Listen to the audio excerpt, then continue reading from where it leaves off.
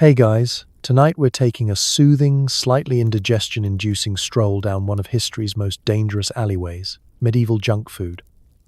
That's right.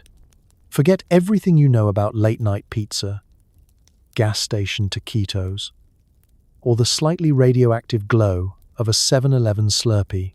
Imagine a world where the concept of fast food meant a literal race against dysentery, where snacks were either mysterious, deep-fried, or probably crawling. Welcome to the Middle Ages, where one bite could turn your intestines into a Renaissance painting, and your best hope for dessert was not dying before sunrise. So before you settle in, take a moment to like and subscribe, but only if you actually enjoy what I do here. Leave a comment telling me where you are listening from and what time it is for you. Now, dim the lights, switch on a fan for that white noise, and get as comfortable as possible. Let's pause for a second. Have you ever wondered what actually counted as a snack before the invention of the vending machine? What did peasants sneak after curfew? Did knights ever get the munchies? Was there such a thing as a medieval drive-through, or was it just a horse stumbling into a pie stand? And, honestly, what was in those pies? Why did every treat double as a medieval medical experiment? Could you survive a day eating nothing but what passed for junk food in the Middle Ages? Would you risk a mystery tart from a traveling fair? And what about those deep-fried frogs? Did people eat those for fun, or was it some kind of dare? Well, congratulations. You've just woken up in the heart of a medieval market, surrounded by shouting vendors, sticky-fingered children, and enough questionable snacks to populate a season of worst cooks in history. Your wallet contains a few grimy coins, your stomach is rumbling, and you haven't discovered modern hygiene yet. Good luck. Welcome to the bustling heart of medieval street life, the market. Picture a swirling chaos of shouting traders, live chickens, mud, and mysterious delicacies sitting out in the open sun for just long enough to develop personalities. Flies are included, free of charge. The concept of a health inspector hasn't been invented, but dysentery definitely has. It's market day, and you, unlucky time traveler, have just squeezed yourself between two stout ladies arguing over the price of onions and a cart loaded with cabbages that smell like they gave up on life weeks ago. The first thing you notice is the smell, a powerful blend of raw fish, animal dung, sweat, and whatever is currently oozing out of the cheese merchant's barrel. It's a smell that lingers in your hair, your tunic, and possibly your soul. You breathe through your mouth, but that just lets in more flavor. Around you, vendors shout at the top of their lungs, each claiming their turnips are fresher, their sausages are mostly pork, and their pies haven't been left in the sun since last Michaelmas. Chickens scuttle underfoot, leaving surprises for your boots. The baker's boy is running with a tray of honey cakes, dodging mud puddles, and at least 3 geese with vendettas. Every few yards, someone is trying to sell you something suspiciously sticky, suspiciously brown, or suspiciously moving. Let's talk about food safety. Or rather, let's talk about the medieval lack thereof. The market stalls are lined with half-cooked meats, raw fish shimmering in the light. Though that might just be the maggots, and pastries that have seen more sun than the average peasant.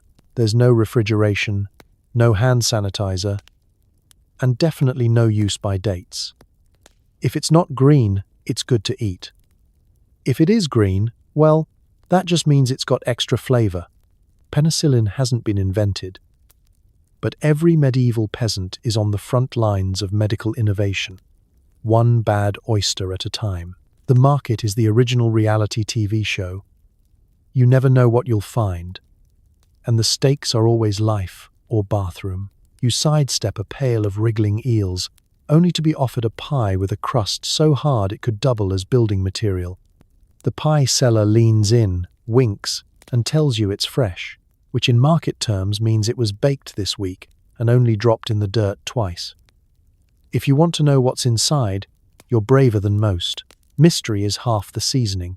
But don't worry, you're not alone in your risk-taking. Medieval market-goers have the stomachs of champions, mainly because the weak ones didn't make it. Shoppers poke, sniff, and sometimes even taste a sample, all while maintaining a poker face. A little mold on your bread, just scrape it off. An odd squirm in your sausage? That's extra protein. No one's being wasteful here. If you can chew it, you can eat it, and if you can't, you just soak it in ale and try again. Listen for the sounds. Sellers hawking pottage in battered pots. Children wailing after being denied a honey cake. A piglet squealing as it escapes the butcher's cart.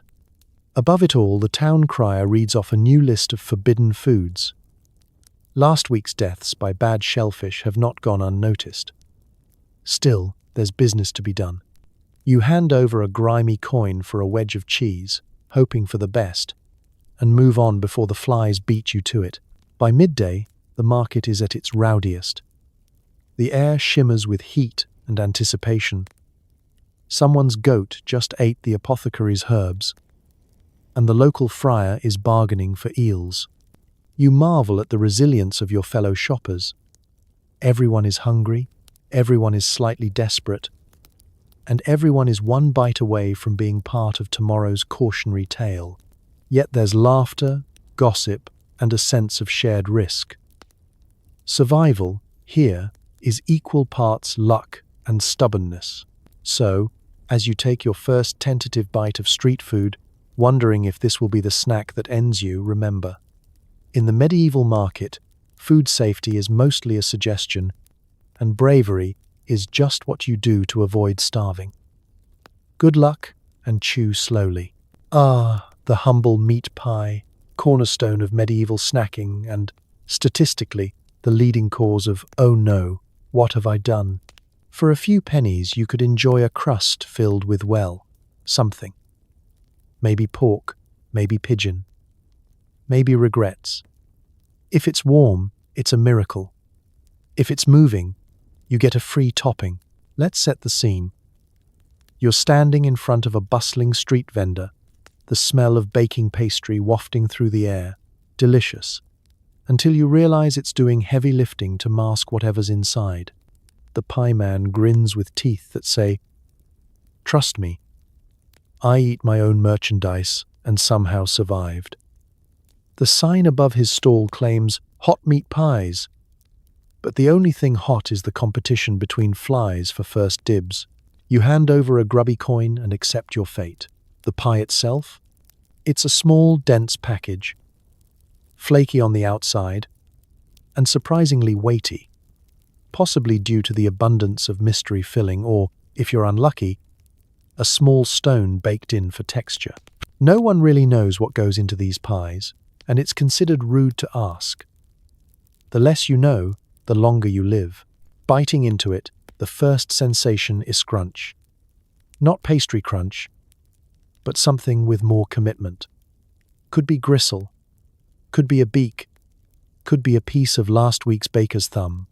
That's the charm of medieval fast food. Every pie is a surprise, and most are a warning. If you detect a note of spice, congratulations, it's either real pepper, worth its weight in gold, or just a generous dusting of floor sweepings. Let's talk about ingredients. Pork, if you're lucky, but more often it's a blend, a little beef, a little offal, and whatever critter failed to outrun the baker that morning. Pigeon is popular. Sparrow if you're desperate. Occasionally rat, though that's only admitted under torture. The best pies? Sometimes they even contain a hint of egg or a few wrinkled peas. The worst pies? Let's just say you'll be reliving that experience for days, one way or another. Temperature is a crucial part of the medieval meat pie adventure. A hot pie means it's fresh, or at least fresh enough to fool you. A cold pie could have been waiting on the cart for hours, or days, or since before the last plague.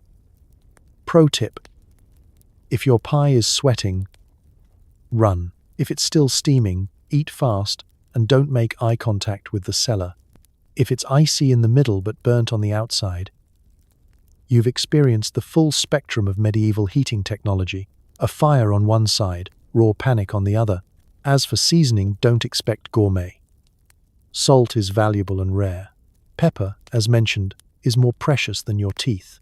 More often, the pie is seasoned by the natural bouquet of old meat, overcooked onions, and whatever herbs the baker found growing between the cracks of the cobblestones.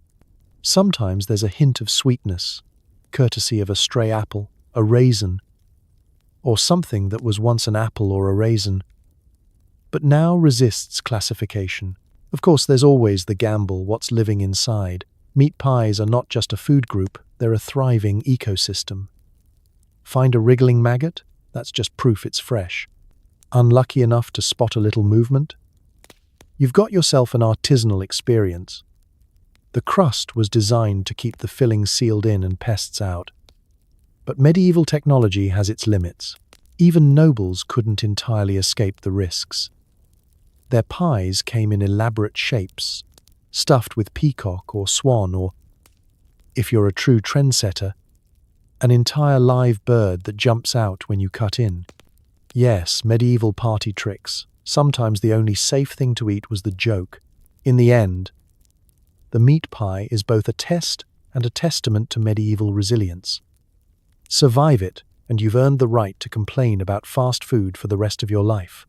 So take a bite, close your eyes, and let fate decide. The medieval meat pie, not just a snack, but an adventure with every mouthful. Street food in the Middle Ages meant sausages so mysterious they made modern hot dogs look like organic health food. Expect a casing stuffed with meat, breadcrumbs, herbs, and whatever the butcher found on the floor. If you can't identify what's in it, you're halfway to the authentic experience. You shuffle up to the sausage stall, lured by the intoxicating, smoky aroma drifting through the air. The vendor is an expert in the art of suggestion. He waves a charred link in your direction and promises it's all prime cuts, but doesn't clarify prime what.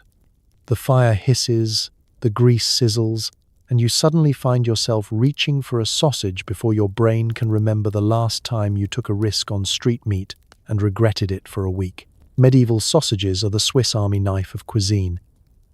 They are, technically, food, but also an experiment, a mystery, and sometimes a mild dare. The sausage casing is real intestine, rinsed, maybe, and stuffed with anything the butcher couldn't sell outright.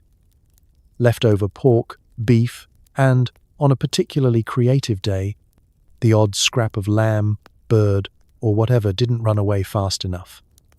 If the meat's a little grey, no one asks questions. The trick is to chop everything so finely and season so heavily that no one can tell if it started off as dinner or was rescued from the bin behind the apothecary. Breadcrumbs stretch the mixture, herbs disguise any suspicious notes, and the occasional onion or garlic clove is there for health. Some days, you're lucky and it's actually delicious, a perfect blend of salt, smoke, and wishful thinking. Other days, you get a mouthful of something rubbery and chewy, and you hope it's just a bit of tendon and not the butcher's old boot. But hey, street sausages are cheap. Even peasants can afford one, and on market day, everyone's walking around gnawing on a suspiciously tubular snack. You bite in. There's a burst of juice and flavor, salty, peppery, and, if you're honest, a little gritty. Is that sand? Sawdust? Or just really rustic seasoning? It doesn't matter. You chew, you swallow, and you congratulate yourself for surviving another round of medieval meal roulette. Let's talk food safety. There isn't any. The vendor wipes his hands on his apron, which probably hasn't been washed since last year's midsummer festival. Flies land and take off with military precision. Sometimes you find a bit of string in your sausage, or a pebble, or, in rare cases, something with a little more crunch than you were prepared for. You wonder briefly if anyone's ever tried to patent the medieval sausage as a dental exam. Street sausages come in all shapes and sizes. Some are fat and short, others long and thin. Some are smoky and blackened, others pale and boiled. Some are so spicy they double as a medieval cough suppressant. And, For the extra adventurous, there's blood sausage, pork blood mixed with oats and chunks of fat, stuffed into a casing and boiled until it resembles something you'd expect to find in a crime scene investigation. You watch as children tug on their mother's sleeves for a bite, and travelers with dusty cloaks order extra links for the road. Everyone's got their own way of eating a sausage. Some dunk it in a communal pot of mustard, some wrap it in stale bread, some just eat it straight, no questions asked. If you're lucky, you'll even find a friendly dog nearby, eagerly waiting for you to drop a piece. A true connoisseur, judging by the wag of its tail. If you get through your sausage without encountering anything that stares back at you, count yourself lucky. If you dowel, welcome to the authentic medieval culinary experience. In a world where nothing goes to waste, the street sausage reigns supreme. It's cheap, it's filling, and it's proof that in the Middle Ages, dinner really was whatever you could stuff into a tube and hope for the best.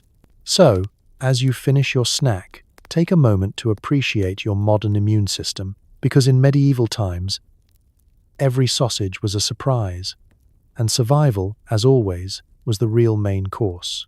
Long before the Golden Arches, medieval cooks were already dipping frogs and river fish in hot fat and serving them to brave souls in a hurry. Crisp, crunchy, and sometimes suspiciously crunchy.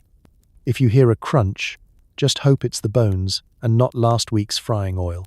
Picture yourself striding into the town square, stomach growling after a long day of doing whatever people did before email, ploughing fields, dodging unpaid taxes, or trying to avoid being recruited for the local lord's next regrettable military adventure. You catch a whiff of something deliciously greasy. Following your nose, you find the town's most popular food stall, a battered wooden cart, a smoking pot of oil, and a vendor with eyebrows singed by years of standing too close to medieval deep fryers. The scene is pure chaos. A kid darts past, gnawing on something that looks vaguely amphibian. A group of laborers jostle for position, all clutching waxy strips of fried fish and sucking the grease from their fingers. The air is alive with the crackle of oil, the sizzle of battered morsels, and the shouts of the cook yelling at anyone who tries to get a free sample. No one's heard of cholesterol, and even if they had, they wouldn't care. Surviving till Thursday is already a medical miracle. Let's talk ingredients. Today's menu features whatever the vendor scooped out of the nearest river that morning. Small, bony fish, tadpoles if you're unlucky, and a generous handful of frogs. Not the glamorous, fancy frog's legs of French cuisine. These are entire frogs, battered and fried whole, little toes and all. River fish? Think less fillet of cod and more whatever has fins and can't swim away fast enough. If you get a perch, you're lucky. If you get something with whiskers, try not to think about it. The batter itself is rustic. Flour, a pinch of herbs, maybe, and enough water to make it stick. No breadcrumbs, no fancy spices, and absolutely no gluten-free options. It's all tossed in the same pot, bubbling away in fat that's, well, reused is putting it nicely. The oil was probably last changed when the king was a child. And if you taste a hint of last week's eel, just call it medieval fusion. Your order arrives piping hot. You take a bite. The outside is crisp, golden, and a little uneven, with mysterious bumps hinting at surprises beneath. The first crunch is satisfying until you hit a second, even louder crunch. Was that a bone? Or just a particularly stubborn bit of frog spine? Nobody knows, and asking questions is discouraged. In medieval street food, curiosity does not kill the cat, it just ruins your lunch. For a moment, it's actually good. Greasy, salty, deeply comforting. Everything a tired peasant needs to forget about laundry, plague, and the rising cost of oats. If you close your eyes, you can almost pretend you're eating something fancy. Then, a sudden bitterness hits you. Is that river mud? A hint of algae? It's best not to dwell. The true medieval twist? Sharing. Everyone eats with their hands, tearing chunks off, swapping bites, and passing the remains around. Hygiene is theoretical. Fingers are licked, grease is wiped on sleeves, and the vendor, bless him, sometimes uses the same skewer to flip fish, frogs, and whatever else is up next. There's a kind of reckless community spirit. If I'm going down, so are all my friends. It's not all fun and games. Occasionally, someone bites into a particularly crunchy morsel and stops, mid-chew, to reconsider their life choices. Is it safe to swallow? Is that a tooth, a bone, or just a very determined piece of batter? Every bite is a leap of faith, a culinary adventure, and a test of your dental insurance, which, of course, does not exist. But that's the beauty of medieval deep-fried snacks. They're quick, filling, and universally accessible. Hungry? Got a coin? You too can risk your digestive tract for the thrill of crunchy, hot, and slightly alarming fast food. And if you survive until tomorrow, you might even come back for seconds. Because in a world with no delivery apps, this is as good as dinner gets. So next time you're tempted by fish and chips, spare a thought for your medieval ancestors, who paved the greasy, dangerous road to fried food glory. One questionable frog at a time. You duck into an alehouse, thirsty and a little desperate. The snacks? A plate of cheese that's seen better centuries, and pickled eggs that double as science experiments. If you make it through the evening without hallucinating, you're basically a local. Let's set the scene. It's raining outside, because in medieval Europe, it's always raining outside. And you shuffle into the nearest tavern, shaking the mud from your boots. The room is dimly lit by smoky torches, the air thick with laughter, shouting, and the comforting smell of wet wool and spilled ale. The crowd is a mix of labourers, travellers, and at least one man in the corner who's either asleep or dead. But no one's checking too closely. You squeeze onto a rickety bench and realise instantly you're sitting in something sticky. But at least it's warm. Your first priority, a drink. The ale is cloudy, lukewarm, and suspiciously chewy. That's not a complaint. If it doesn't chew back, it's considered top shelf. Water is out of the question unless you're feeling particularly adventurous and enjoy gambling with dysentery. But the true risk is on the plate in front of you, the nibbles. Cheese is the classic alehouse offering. In theory, it started life as a nice, firm wedge. Now, it's more of a soft, fragrant event. The color? Somewhere between aged cheddar and possibly cursed. It's been sweating on the bar all day, gently developing flavors that aren't listed in any cookbook. The texture? Let's call it adventurous. It's squishy in the middle, rock hard at the rind, and occasionally sprouts blue veins that may or may not be moving. The taste lingers. So does the regret.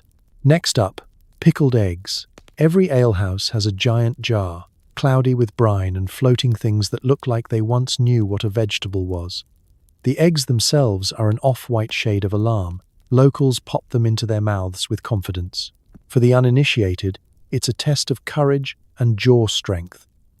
The taste is somewhere between medicinal and fermented tragedy. The after effects are legendary. If you survive the night, you'll be accepted by the regulars. If you don't, well, the village graveyard is just down the road. But there's more. Sometimes, if the innkeeper's feeling generous, or if you look like you might pass out from hunger, you're offered a plate of something the menu optimistically calls savory pies. These are less pies and more pastry pucks filled with mystery. Bite in and you might find some ancient meat, a chunk of onion, or, if it's a feast day, a slice of turnip that's only slightly slimy. There's also bread, which doubles as a dental challenge. The crust is like armor, the inside dense enough to use as a doorstop, and both are perfect for soaking up ale or, in an emergency, bludgeoning rats. Of course, no visit to a medieval alehouse is complete without a round of communal sharing. Dishes are passed from hand to hand, bites taken by everyone at the table, and any notion of personal hygiene is washed away with another swig of ale. Someone might offer you a pickled herring, forked straight from a jar that's seen more summers than you have. You smile, say thank you, and try to chew without thinking about the time you last had a tetanus shot, which of course you never did. The true secret of alehouse snacks? They're less about nourishment and more about survival. A full stomach means you can drink more, complain less, and maybe even avoid brawling with the blacksmith over who actually owns that suspiciously nice hat. The nibbles give you something to do between tales of haunted forests and arguments about which saint is the patron of not dying in your sleep. So, if you're lucky enough to finish your snack without your vision swimming or your stomach staging a protest, raise your mug to medieval resilience. In the alehouse, everything is a little dangerous, including the cheese, but the company is lively, the stories are free, and the memories, good or bad, will last far longer than the pickled eggs. Cheers, and good luck sleeping it off. Pottage was the all-purpose stew, simmered for days, with new ingredients layered on top of old until the original contents achieved sentience. As a snack, you could get a ladle of whatever was floating nearest the top. A surprise in every scoop. Let's set the table, if you can call a three-legged stool and a sticky bench a table. It's mealtime in medieval England, and the house is abuzz with the smell of, well, something. Bubbling in the center of it all is the pottage pot. It sits over the fire day and night, the medieval answer to set it and forget it, except you never, ever forget it. In fact, you wish you could. Pottage isn't just food. It's a tradition, a family heirloom, and a mild public health threat. Each day, new ingredients are added. A handful of barley, a shriveled carrot, a questionable bone, and maybe, if someone's feeling festive, a suspicious bit of dried meat. Yesterday's bread crust goes in, the end of last week's cabbage, sometimes a stray pea, if luck is really on your side. There are rumours in the village that the original pottage started during the reign of Henry II and hasn't stopped simmering since. As a snack, pottage is the original grab and go, if you're brave. You dip in a wooden ladle, fish around for something that doesn't fight back, and end up with a thick scoop of mystery. Every bowl is a gamble. You might get a hearty mouthful of beans, or you might end up with a chewy bit of old turnip. If you're very unlucky, you'll get the dreaded floating rind, a piece of meat so ancient it's rumored to be distantly related to fossilized dinosaurs. Texture is key here. Pottage can be as thin as soup, or so thick you could use it to caulk a leaky roof. It all depends on who last added water, what's been dumped in lately, and how long it's been since anyone bothered to stir. Some families like it chunky, others prefer porridge adjacent. No one likes it lumpy, but everyone pretends not to notice. There's also the infamous skin, a rubbery layer that forms on the surface, perfect for testing the mettle of new guests. Pull it back, and you're greeted with a whiff of steamy air and the unmistakable aroma of boiled hope. Of course, flavor is mostly wishful thinking. Salt is precious, so the taste leans toward earthy, vegetal, or mysterious. On special occasions, you might catch a whiff of garlic or a bold flash of pepper. Most of the time, the dominant note is something boiled too long. You chew, you swallow, you live to snack another day. The beauty of pottage is its democracy. Everyone eats it, rich and poor, young and old, even the family goat if it gets too close. It's nutritious in the sense that there are calories in it. The consistency of what those calories actually are is less important. As for presentation, it's rustic. To put it kindly, the bowl is probably a reused cup, and the spoon has definitely seen better centuries. If you're lucky, you'll find a piece of meat. If you're not, you'll find out what it's like to eat boiled barley for the third meal in a row. Sharing pottage is an event. The whole household gathers, each person daring the next to scoop from the mysterious depths. Children might play guess the ingredient, a game only slightly less dangerous than actual medieval games, which mostly involved sticks and sprained ankles. The bravest, usually the grandparents, go for the bottom of the pot, chasing the mythical flavor nugget said to hide there. No one ever finds it, but hope is the main seasoning. So you finish your pottage, uncertain but strangely full. You've survived another meal, another day, another spoonful of doubt. In the end, pottage is a metaphor for medieval life. A little bit scary, a little bit lumpy, and always, somehow, just enough. Sweet treats weren't just for nobles. The working class had honey cakes, dense, sticky, often baked with a little extra dirt from the communal oven. Bite down hard enough, and you might find a medieval filling, dental or otherwise. Picture it. You're wandering the muddy lanes after a long morning of farm work. Hands stained from pulling up turnips, feet aching from dodging livestock and the relentless advances of the local goose. You catch a whiff of something different, a caramelized sweetness that floats above the usual market stench of onions and wet wool. There it is. The honey cake vendor, proudly displaying his wares atop a weathered wooden board that has definitely seen more bread than bleach. You approach, and the vendor beams. His cakes glisten invitingly, the honey pooling in golden rivulets over the tops, almost hiding the fact that they're studded with enough crumbs to fill a scarecrow's pockets. He insists his cakes are fresh from the oven, which in medieval terms means recently retrieved from a communal fire pit shared with 7 families and a suspicious cat. The price is steep for a peasant, but today you decide to treat yourself, and maybe your jaw. The first thing you notice is the weight. These cakes are not light and airy. They're dense enough to be used as currency in an emergency, or possibly as ammunition in a minor uprising. You brace yourself, take a bite, and discover the signature feature of the medieval honey cake: resistance. The outer crust is crisp and sticky, a tribute to the alchemy of fire and sugar.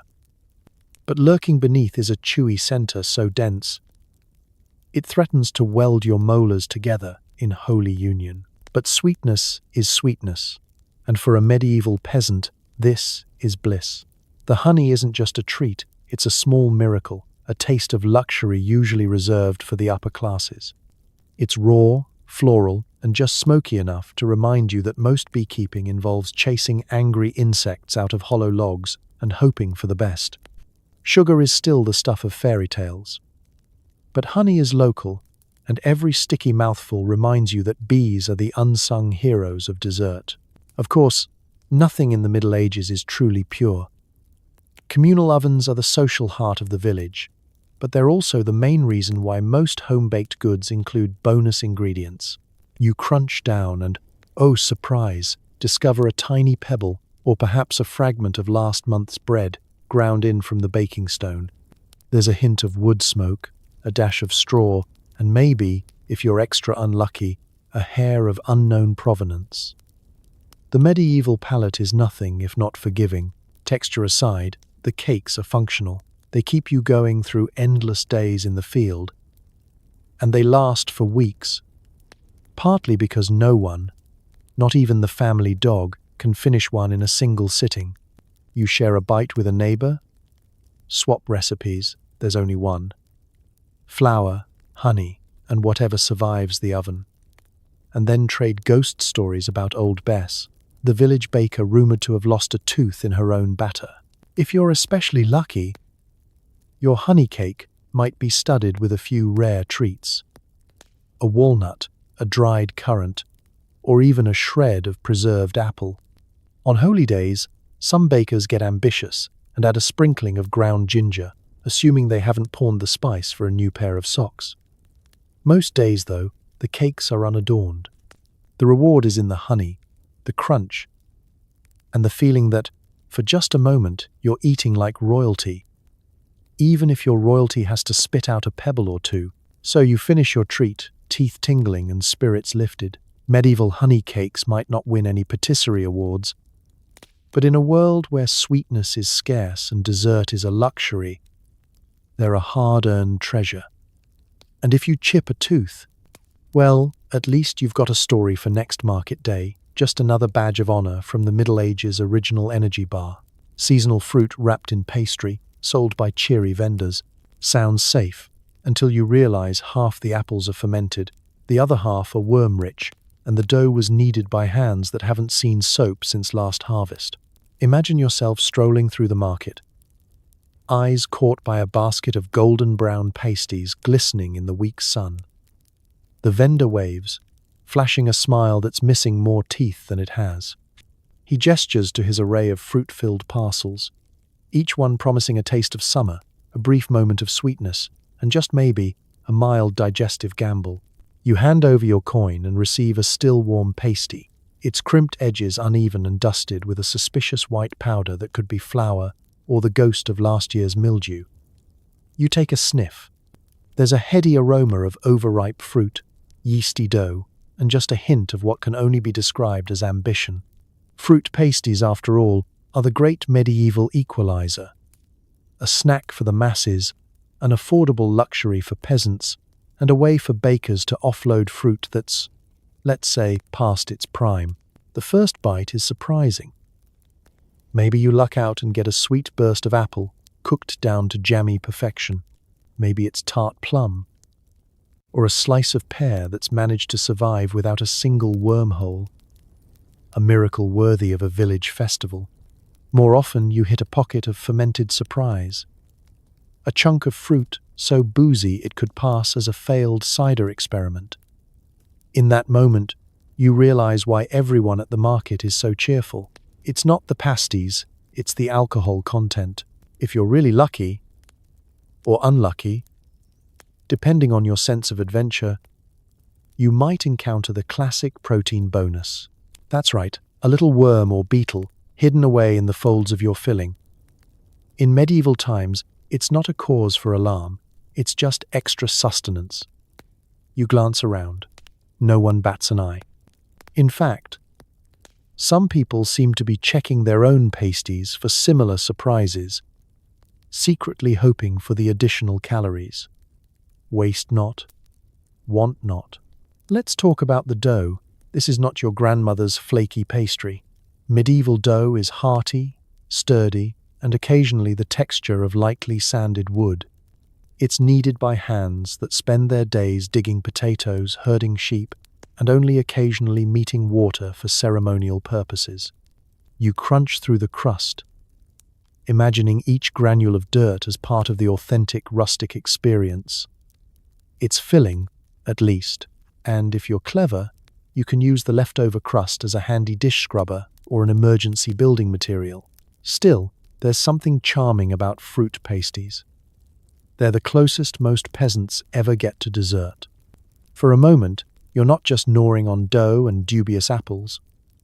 You're tasting sunlight, rain, and the fleeting memory of last year's harvest. You chew thoughtfully, letting your mind wander. Was this apple picked by the old widow on the edge of town? Did this plum survive the birds, the worms, and the neighbor's sticky-fingered children? Each bite is a tiny, edible history lesson in hope, luck, and the relentless march of time. Of course, not all fruit pasties are created equal. The ones at the festival are stuffed with everything: apples, pears, berries, maybe even a sprinkle of imported spice if the merchant is feeling generous. On most days, though, it's just enough fruit to justify the name. The rest is dough, dreams, and whatever the baker found rolling around the pantry that morning. As you finish your snack, you're left with a sticky chin, a full stomach, and a newfound respect for the resilient digestive systems of your ancestors. Fruit pasties, a treat, a trick, and a testament to the medieval spirit. Whether you find fruit, worms, or a hint of last year's soap, you can be sure of one thing: no two are ever quite the same. And somehow, that's the real magic. Cheese in the Middle Ages came in two varieties: aged, red, forgotten in a barn, and fresh, red, mostly liquid. Cheese curds were a popular snack if you liked living dangerously and didn't mind your snack looking back at you. You wander through the midday market, past the sausage man and the honey cake vendor, and find yourself in front of the dairy stall. The air is thick with the unmistakable aroma of something has definitely gone off, but nobody seems bothered. This is the cheese section, and you, dear medieval snacker, are about to experience the full range of human tolerance for mold. The vendor greets you with a smile and a wedge of cheese that is definitely older than you are. On display are wheels of cheese with rinds the color of thunderclouds and the consistency of shoe leather. These are the aged cheeses, and they're tough enough to be weaponized in a pinch. It's said that a particularly hard cheese once deflected a crossbow bolt. Though whether that's history or local legend, no one's sure. But you're not here for the armor-grade stuff. Today, you're in the mood for cheese curds. The soft, pillowy clumps floating in a wooden bowl. These are fresh, which, in medieval terms, means they were made sometime this week and haven't yet begun to crawl away on their own. The vendor scoops you a handful, and you notice some are snow-white and wobbly, while others are sporting spots of green, blue, or even a cheerful pink. Medieval science isn't big on refrigeration, so your snack is a race against time and nature. Each bite is a textural adventure. Some curds are soft and creamy, others rubbery, and a few have developed a protective crust that crunches when you least expect it. The flavor is equally unpredictable, tangy, grassy, a little sour, and, on special occasions, shockingly pungent. If you're very unlucky, your curd is secretly hollow, hiding a tiny pocket of air and a smell that could strip paint. Of course, there's mold, lots of it. In the Middle Ages, mold isn't just tolerated, it's considered part of the experience. Blue veins running through your cheese? That's a delicacy. Fuzzy white rind? Adds character. A bit of pink? Well, best not to think about it. If your cheese doesn't fight back, it's probably too fresh. But don't worry, cheese curds are nutritious. Packed with fat and protein, they'll keep you going through a long day in the fields, especially when paired with stale bread, or, for the brave, dipped in a mug of ale. Children and adults alike enjoy them, though local dentists, read the guy with pliers, do a brisk business in emergency tooth removals. Let's talk storage. Cheese curds are kept in clay pots, wooden bowls, or simply wrapped in cloth and hung from the ceiling, perfect for collecting extra dust or the occasional fly. In winter, they freeze into miniature hockey pucks. In summer, they achieve sentience. But, in either case, they're a cheap, filling snack, and nobody expects them to taste the same twice. Trading tips echo across the market. Eat them quick, before they go runny, warns one neighbor. If it squeaks, it's fresh. If it fizzes, it's Friday, says another. Some sprinkle curds with salt or herbs to mask the funk. But mostly, you just eat what you get and pray for strong stomachs and stronger immune systems. There's a camaraderie to eating medieval cheese curds. You make eye contact with other market-goers, give a little shrug, and pop another one in your mouth. Everyone knows the risk. Everyone's here for the thrill. You might walk away with a new favorite flavor, or you might lose your taste for dairy forever. Either way, you're part of a proud tradition of eating things that modern science would politely decline. So, savor your curds, each lumpy, moldy, mysterious bite. In the Middle Ages, eating cheese wasn't just a snack. It was an act of courage, a roll of the microbial dice, and, if you survived, a story worth sharing around the fire. Stale bread dunked in leftover gravy, ale, or pottage. If the bread isn't green, you eat it. If it is green, you eat around it. Every mouthful is a gamble, but you can't argue with the price, or the risk of a sudden digestive adventure.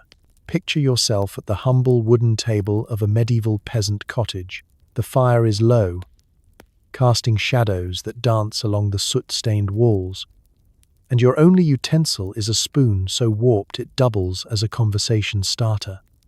The centerpiece of the meal isn't a roast, or a glistening joint of meat, or anything you'd find on the cover of a modern cookbook.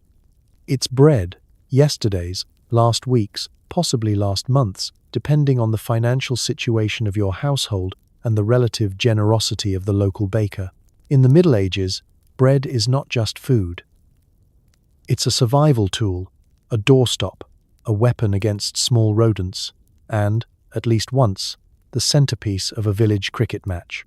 But bread, for all its uses, has a fatal flaw. It goes stale faster than you can say serfdom. The trick? Never waste a crumb. Enter sops and sippets, the medieval answer to both hunger and dental emergencies. You break off a chunk of bread, ignoring the parts with the most exciting color patterns, and dunk it into whatever liquid is on offer. Gravy is a luxury, pottage is the daily grind. Ale, for those lucky enough to have any left after supper, is an excellent option, especially if you enjoy your bread with a side of mild confusion. The goal is simple. Soften the bread just enough that you don't break a tooth, but not so much that it disintegrates into a soggy mass with the texture of swamp algae. Every bite is a roll of the dice. Sometimes you land on a savory jackpot, a mouthful of broth-soaked crumb, rich with the flavors of yesterday's stew and hints of the herbs someone was kind enough to toss in. Other times, you're rewarded with a surprise texture. Grit from the millstones, a stray barley husk, or, if you're truly lucky, a crunchy bit of accidental gravel. There's a reason medieval teeth are notoriously unreliable. Etiquette is flexible. You're encouraged to share the communal dipping bowl, which means your meal is seasoned with the collective fingerprints of everyone at the table. If someone sneezes into the pottage, you simply stir and move on. Hygiene isn't high on the medieval priority list, but survival certainly is. Stale bread wasn't just for peasants either. Nobles dined on sops, using thick slices to soak up the juices from expensive roasts, or, in grander homes, as edible plates called trenchers. After a meal, the sauce-laden trencher might be given to the poor, either an act of charity or a test of digestive fortitude, depending on your point of view. In any case, sops and sippets are a great equalizer. Rich and poor alike end up gnawing on bread that's seen better days, united by the hope that the next dip won't be their last. Children love sippets because anything dipped in ale is automatically a treat. Adults love them because they're filling, cheap, and occasionally come with a side of nostalgia for a time when food wasn't actively trying to kill you. Everyone loves them because, in the bleakest of winters, when even the rats have gone on strike, there's always at least a crust of bread to soften in whatever's left bubbling in the pot. So, you keep dipping, keep chewing, and keep hoping the next bite isn't the one that leads to 3 days in bed and a stern visit from the village wise woman. Sops and sippets aren't glamorous, but they're practical, filling, and just dangerous enough to keep dinner interesting. In a world where food is a constant battle, sometimes a soggy hunk of bread is the warmest comfort you'll find. So dunk bravely, chew cautiously, and savor each gritty, gravy-soaked bite. Because in the Middle Ages, every meal is an adventure, and every sippet is a story in the making. Medieval fares meant candied nuts, sugar-coated fennel seeds, and gingerbread with more grit than ginger. Sweet, yes. Also hard enough to chip a tooth and loaded with enough spices to bankrupt a small kingdom. Let's set the scene. The air is thick with the scent of livestock, sweat, and the occasional whiff of something unmistakably fried. But above all, wafting through the festival crowd, is a cloud of caramelized sugar, a beacon for every child, and at least half the adults in a 5-mile radius. You've made it to the heart of the festivities, pockets jangling with coins and dreams, and you're determined to taste a little joy before someone's goat eats your best shoes. The candy merchant's cart is easy to spot.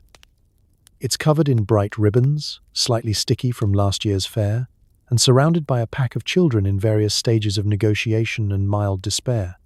The vendor, an old woman with a knowing grin and a wooden spoon that could double as a weapon, stands guard over trays of treats. There are honeyed almonds that glisten in the sun, sticky clusters of sesame seeds and sugar, and fennel seeds rolled in something so white and powdery, you're only 60% sure it's food. You go for the gingerbread, a local legend. It's not the soft, comforting gingerbread of modern times. This is more like medieval rebar. Hard, dense, and packed with enough spices to put your tongue on a pilgrimage. Nutmeg, cloves, cinnamon, each one worth more than your rent. To even possess a bag of gingerbread marks you as a person of means, or at least as someone with very creative ideas about debt. Biting in is an act of courage. The first sensation is pure, tooth-rattling resistance. You consider, briefly, the structural integrity of your molars. Then the flavor hits. Sweet, yes, but with the sharp, fiery heat of real ginger and enough pepper to make you sweat. You try not to think about the grit, sand from the baker's hands, maybe, or a generous helping of ground-up mystery from the communal mortar. It adds texture. At least, that's what everyone says as they carefully avoid smiling with their mouths open. Next up, candied nuts, almonds and hazelnuts, roasted and then rolled in a syrup of honey or, for the rich, imported sugar. The result is delicious, crunchy, and so sticky you'll spend the rest of the day trying to separate your molars.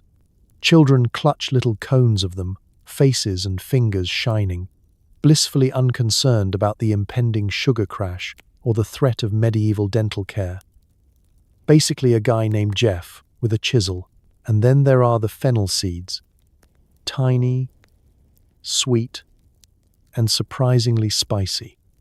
They're supposed to freshen your breath and help with digestion. Mostly, they give you something to chew on while you watch jugglers, musicians, and that one unlucky guy who just lost his lunch money to a goose. The seeds come in little paper twists, and you eat them slowly, savoring the sweet burn and the slight tingle of suspicion. Who knows how old these are, or how many hands they've passed through. Sweets at the carnival are for everyone. Peasants splurge their last coin, nobles send their stewards, and even the local priest sneaks a bit of honeyed almond when he thinks no one is watching. For a few glorious minutes, everyone's a child again, mouths full of sugar and minds full of excitement. Of course, the aftermath is as medieval as the treat itself. You'll be picking gingerbread out of your teeth for days, and your tongue may never recover from the clove explosion. But the memory of that moment, the crunch, the burn, the heady taste of forbidden sweetness, makes it all worth it. So the next time you bite into something sweet, remember your medieval forebears and their carnival candy roulette. They risked their teeth and their weekly wages for a moment of sugary joy. In a world of bland bread and boiled pottage, a carnival treat was a gamble, and, sometimes, the sweetest risk of all.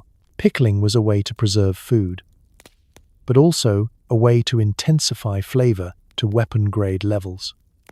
Pickled eels, served in jars at fairs and taverns, doubled as both a snack and a dare. Few survived both. Imagine weaving your way through a medieval market, arms loaded with turnips, dreams, and maybe a little regret. The fair is noisy with music, shouting, and the faint echo of a juggler losing control of his flaming torches. And there, among the pie sellers and honey cake hawkers, is the pickled eel vendor, a figure as mysterious as his merchandise. He's surrounded by glass jars full of cloudy, suspicious brine, and inside those jars, long, pale shapes, curled like snakes in a potion bottle. Eels were a staple of the medieval diet, especially for anyone living near rivers, lakes, or swamps. They're slippery, hard to catch, and even harder to eat if you've ever seen one alive. But nothing says I'm brave like ordering a snack that looks like it could bite back, even after being dead for a week. The process is simple. Catch an eel, boil it if you're fancy, then submerge it in a brine of vinegar, salt, and whatever spices the pickler hasn't already pawned for beer money. Some jars include mysterious extras. Maybe a sprig of dill, maybe a floating peppercorn, maybe the toe of last month's village saint. Let it sit on the shelf, for no one's sure how long. If the vendor says it's well-aged, that could mean last harvest or the last rain. It's hard to tell through the haze of vinegar and ambition. Ordering pickled eel is a rite of passage, and you're not quite sure if you're feeling hungry or just reckless. The vendor fishes out a slippery coil, slaps it on a wooden plate, and hands you a skewer. "Eat up," he grins. as if daring you to blink first. The first bite is an assault on the senses, sour, salty, rubbery, and so intensely fishy that your eyes water. The texture is somewhere between chewy calamari and did I just bite an inner tube? The taste, meanwhile, is what you imagine medieval courage must have tasted like. Questionable, but unforgettable. Around you, the locals cheer. Some are eager for a bite. Others are simply waiting to see if you turn green. There's always a festival dare. Who can eat the most eel? Who can eat it without making that face? The children laugh. The elders nod in approval. And the tavern's dog stares longingly, possibly the only creature who truly enjoys this treat. The real danger, though, isn't the taste, it's the aftershock. Pickled eels have a habit of revisiting the diner hours later, often with a vengeance. Stomach rumblings, urgent sprints to the nearest privy, or the occasional bout of vivid hallucinations involving dancing frogs are all part of the experience. The bravest snackers will insist that the eel puts hair on your chest or wards off evil spirits. In reality, it just clears out your sinuses and your schedule for the evening. But there's something communal about the ordeal. Friends cheer each other on, swapping eel-eating tips and stories. Don't chew, just swallow. Chase it with ale. Pinch your nose and think of the king. If you manage to eat your share and keep a straight face, you earn the respect of the crowd and possibly the permanent attention of the village-wise woman who's always on hand with a bottle of something bitter and medicinal. So, as you lick the last brine from your fingers and blink away the vinegar tears, you realize you've become part of a grand tradition. Pickled eels, not just a snack, but a test of medieval mettle. Survive, and you've earned your badge of honor, plus a story to tell the next poor soul who wanders by the eel stand, hungry and unwise. Nuts were a portable snack for rich and poor alike. The challenge? Getting into them with your medieval teeth. Dental coverage didn't exist, but a handful of walnuts could end your chewing career for good. Let's set the scene. You're walking the rutted road to the next village, pockets empty, except for a few sorry coins and a ragged pouch of walnuts, nature's original travel snack. It's autumn, leaves crunching underfoot, a brisk wind in your face, and your stomach growling. No bakeries for miles, no street vendors in sight, just you, the crows, and the promise of a nutritious snack, locked away in the medieval equivalent of a bank vault. You pull out a walnut, admire its sturdy shell, and brace yourself for the main event, cracking it open. If you're fancy, or you recently mugged a noble, you might have a proper nutcracker, a metal contraption that looks like it was designed for minor orthopedic surgery.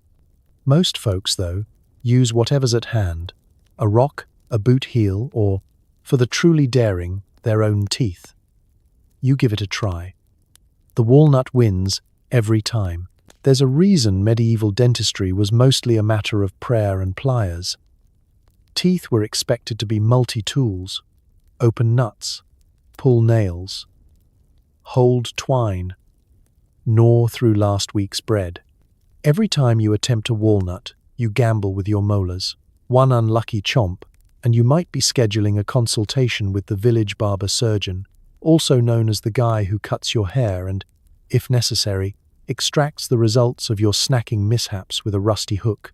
Still, the reward is tempting. Walnuts are packed with protein and fat, real sustenance, in a world where lunch is usually a root vegetable and a faint hope. If you manage to crack one open, it's a moment of triumph. You pick out the precious nut meat, careful to avoid any lingering shell fragments, and savor the earthy, slightly bitter taste. For a fleeting moment, you feel almost luxurious. This is a snack enjoyed by lords and laborers alike. Proof that nature doesn't play favorites when it comes to dental jeopardy. Sometimes you get clever. Maybe you wedge a walnut in a doorframe and slam it shut. Maybe you recruit a friend and take turns bashing them with stones, to the delight of watching children and the worry of passing chickens. The sound of cracking shells is the music of autumn, but it's also a medieval symphony of ouch, my jaw. Let's not forget the social aspect. In the evening, families gather around the hearth, passing a bowl of walnuts, each person pretending not to notice who has all their original teeth and who started favoring soft pottage instead. Elders share tales of the great nut harvest of '86, when Uncle Alric cracked 3 dozen walnuts in a row and promptly lost a tooth that's still rumored to haunt the local well. Kids make games out of it, sometimes trading a handful of cracked nuts for a favor or a shortcut in tomorrow's chores. And then there are the inevitable mishaps. A walnut that refuses to open, a shell that shatters into a million razor-edged bits, a piece that flies off and is never seen again, possibly discovered years later embedded in a cottage wall. Occasionally, someone gets creative and soaks the nuts in water to soften them, only to discover that wet walnut tastes vaguely of regret and pond scum. But in the end, the humble walnut is a taste of hope, a pocket of nutrition, and a gentle reminder that life, like snacking, is rarely easy and never without risk. You finish your handful, rub your aching jaw, and count your remaining teeth. There's still a long road ahead, and plenty more nuts to crack. Just another day, another dental disaster. In the medieval snacker's guide to survival, there's nothing like biting into a warm pie and realizing you just ate something unidentifiable. Medieval pie fillings ranged from pork to pigeon to whatever the baker had left over from last month. It's less what you see is what you get, and more what you get is what's left. Let's set the mood. The village bakery is a hive of activity, especially on market day. The oven, a squat stone dome that's probably older than the church, is fired up before dawn, filling the air with the comforting aroma of fresh crust and the slightly more mysterious scent of something cooking. On the counter, a pyramid of steaming pies glistens in the sun, their golden, flaking crusts hiding secrets that no modern ingredient label could possibly capture. You approach, coins in hand, stomach rumbling with hope and apprehension. The baker, a cheerful woman with forearms like tree trunks, winks as she hands you a pie, hot from the oven. "Best of the day," she promises. You take a bite, expecting pork or maybe chicken. What you actually taste is complicated. There's meat, probably. There's also something sweet, possibly fruit, or possibly a carrot that's had a tough year, a burst of pepper, a little crunch, something smoky that's definitely not supposed to be smoky. You chew slowly, trying to solve the edible puzzle now swirling around your mouth. In the medieval world, pies are the great culinary equalizer. Everyone eats them, and no one knows for certain what's inside. The upper crust, literally, could be filled with rabbit, fish, or a rare treat like venison. But more often, especially if you're not nobility, your pie's filling is a scavenger hunt. Chopped off cuts, leftover stew, half a potato, or whatever fell on the floor but could be salvaged with enough baking time and bravado. Let's talk about pie logistics. Medieval bakers are masters of efficiency. Nothing goes to waste. If a roast went untouched at last night's feast, it's chopped up and thrown into the morning's pies. If there's an odd bit of sausage, a half handful of peas, a suspiciously chewy mushroom, it all finds a home under that golden crust. Sometimes there's even an egg or two for a touch of luxury, or as a way to disguise the flavor of something a bit too close to its expiration date. And the crust? It's both a shield and a gamble. The pastry is hearty, thick, and built to withstand a day in a peasant's pocket or a week at the bottom of a merchant's cart. Sometimes it's so tough you need a dagger to cut it open. Sometimes it's flaky enough to lull you into a false sense of security, until you hit a patch of filling that reminds you why medieval pie is a leap of faith. Flavor-wise, it's an adventure. Spices are rare and precious, so most of the time, you're tasting the unfiltered essence of whatever went into the mix. Onion, turnip, last week's stew, maybe a bit of yesterday's fish. On festival days, there's a dash of cinnamon or a sprinkle of nutmeg, if the baker's feeling generous, or if she found some forgotten at the back of the shelf. Most days, you get salt, hope, and the aftertaste of secrets. Eating a mystery pie is a communal experience. People trade bites, guess the ingredients, and invent elaborate backstories for whatever's lurking beneath the crust. Did you just eat pigeon? Or was it rat? No one knows for sure, and after a few bites, no one cares. Hunger is the best seasoning, after all. So, as you finish your pie, you shrug off the mystery. In the end, medieval life is all about making do, finding comfort in the unknown, and learning to enjoy the culinary surprises that come with every meal. Because in a world with no food labels, no refunds, and no guarantees, every pie is a lesson in bravery, and every bite a little leap into the edible unknown. Chestnuts, roasted over open fires and sold piping hot, safe, delicious, and only occasionally full of worms. If you find a good batch, count yourself blessed and hold on to them, because someone else might try to steal your only edible snack. Let's step out into the crisp, smoky air of a medieval autumn evening. The market is winding down, the livestock are snoring in muddy pens, and the only glow comes from scattered bonfires and the warm, inviting embers of chestnut cellars. You follow the scent, a sweet, nutty perfume wafting through the damp streets, until you find the source. A barrel, a small mountain of ash, and a vendor armed with a battered iron pan, and the self-assurance of someone who knows they're the highlight of snack season. Roasted chestnuts are the medieval answer to fast food. Simple, filling, and only slightly less dangerous than everything else on offer. They start as humble nuts gathered from the forest floor, each one promising a treasure if you're lucky, and a tiny horror show if you're not. The vendor stirs them in the hot coals, flipping and tossing with a practiced hand, the shells cracking and hissing until the air is thick with the sound of imminent snacking. You buy a handful, still too hot to touch, let alone eat, but patience has never been a medieval virtue. You juggle them from palm to palm, inhaling that intoxicating roasted aroma, half anticipation, half desperate attempt not to scorch your fingertips. There's a dance to eating chestnuts. Crack, peel, nibble, repeat. Occasionally, you yelp and blow on your singed tongue, but it's all part of the ritual. The first bite is heaven, soft, earthy, a burst of warmth that cuts straight through the chill. For a brief, glorious moment, you're not a peasant trudging through mud. You're a king at a winter banquet, savoring a treat that, for once, tastes exactly as good as it smells. If you're really lucky, your chestnut is flawless, plump, sweet, and worm-free. But of course, this is the Middle Ages, and nothing is ever that simple. There's always the chance that, just as you crack open the shell, you'll find a little extra protein wriggling inside. Worms love chestnuts as much as humans do, and there's no quality control beyond squint and hope for the best. The trick is to check quickly. A quick look, a sniff, maybe a subtle prod with a stick. Find one with a hitchhiker, and you quietly toss it into the fire. No one needs to know. Chestnuts are a social snack too.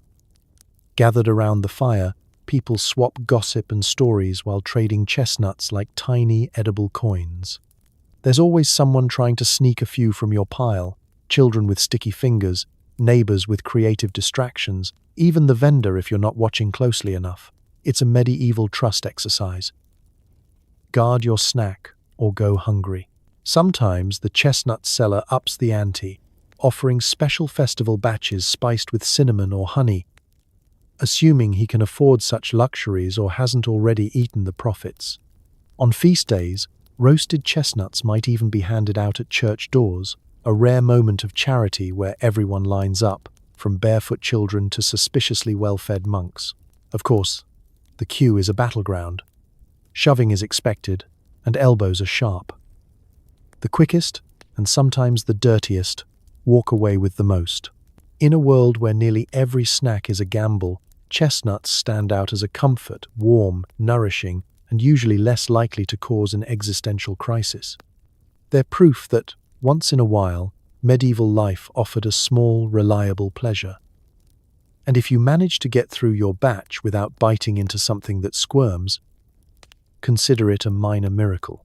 So, savor your roasted chestnuts by the fire, protect them from thieving hands, and give silent thanks for the rare gift of a snack that's actually what it claims to be.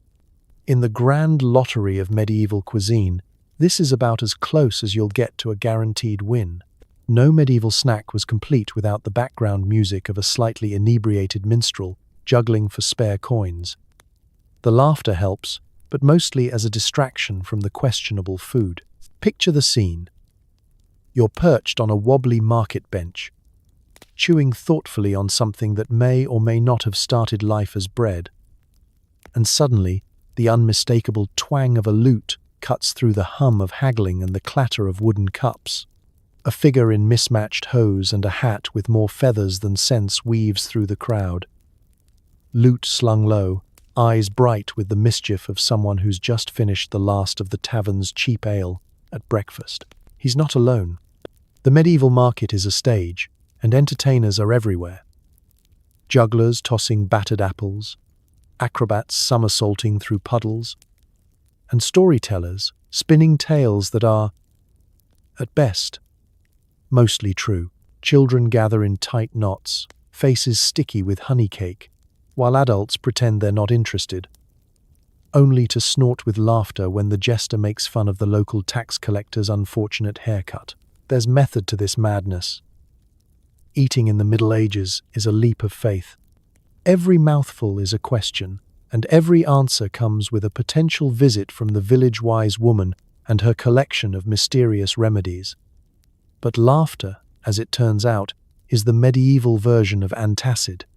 If you're busy chuckling at the juggler who just dropped an onion on his own foot, you're less likely to notice the suspicious aroma wafting from your bowl of pottage. The minstrels themselves are part musician, part crowd therapist. Their tunes range from merry drinking songs to ballads about doomed love, ungrateful goats, and sausages that bit back. Their lyrics are peppered with local gossip, sometimes a little too accurate for comfort. They'll serenade the prettiest girl in the market one minute and roast the baker's lumpy pies the next. It's a performance, a warning, and occasionally a low-key threat all rolled into one. Sometimes, the best entertainment is accidental. Maybe the fire eater singes his eyebrows again, or the magician's trained chicken decides it would rather join the sausage line than pull coins out of a hat. Maybe the juggler tries his hand at juggling pies and, in a feat of medieval slapstick, launches one directly at the local priest, who pretends not to notice while deftly ducking behind a barrel of ale. Laughter erupts, the tension breaks, and even the most dubious dinner tastes a little better for it. Market entertainers know exactly what their job is.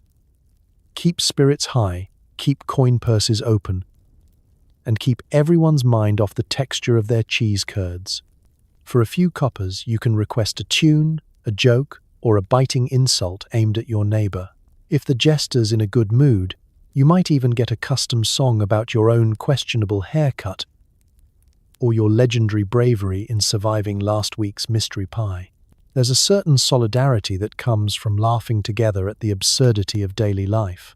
For a few precious minutes, you forget that the last bite of fruit pasty tasted oddly of onions, or that your sausage had a surprise crunch that no one's quite explained.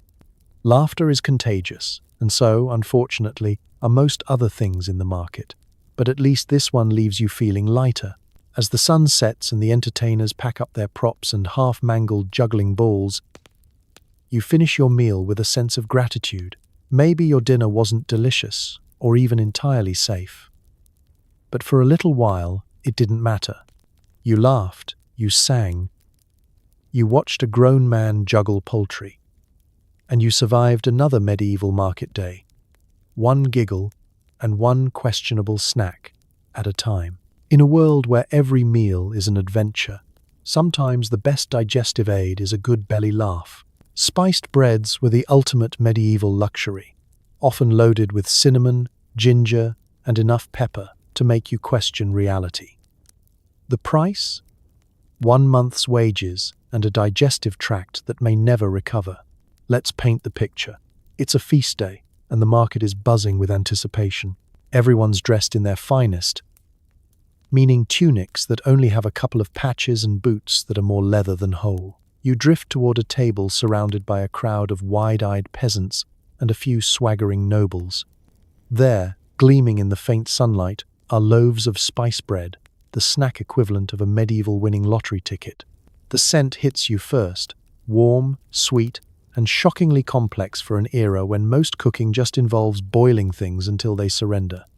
Cinnamon, nutmeg, ginger, and a blizzard of cracked black pepper swirl in the air, each whiff reminding you that these are not flavors for mere mortals. Your mouth waters, your wallet trembles, and you start considering which prized possession you'd be willing to pawn for a single slice. That's no exaggeration.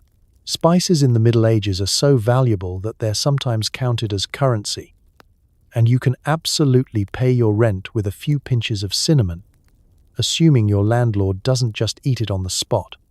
Only the wealthiest can afford their own spice chest. Everyone else is forced to settle for plain bread and the odd daydream about ginger. When spice bread finally appears at the market, it's an event.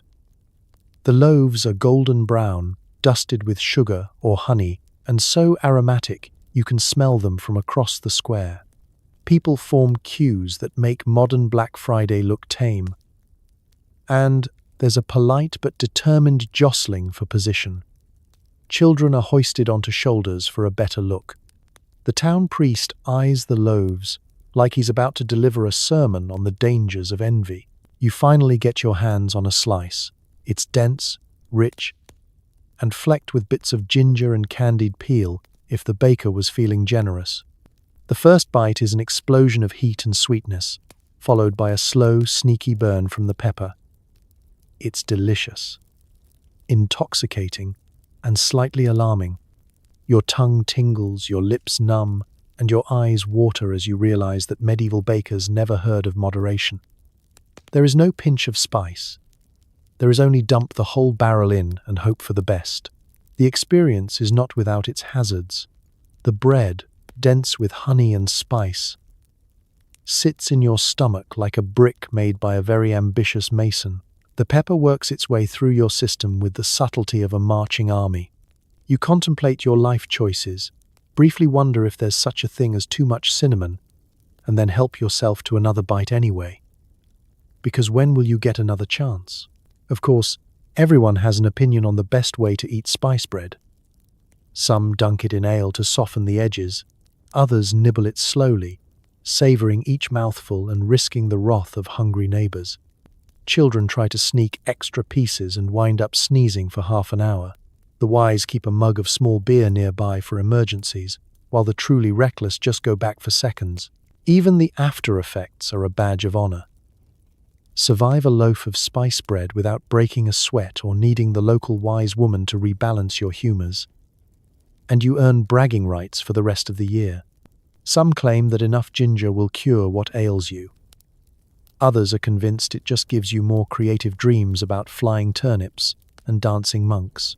So, as you finish your precious slice, fanning your mouth and ignoring the gurgles from your insides, take pride.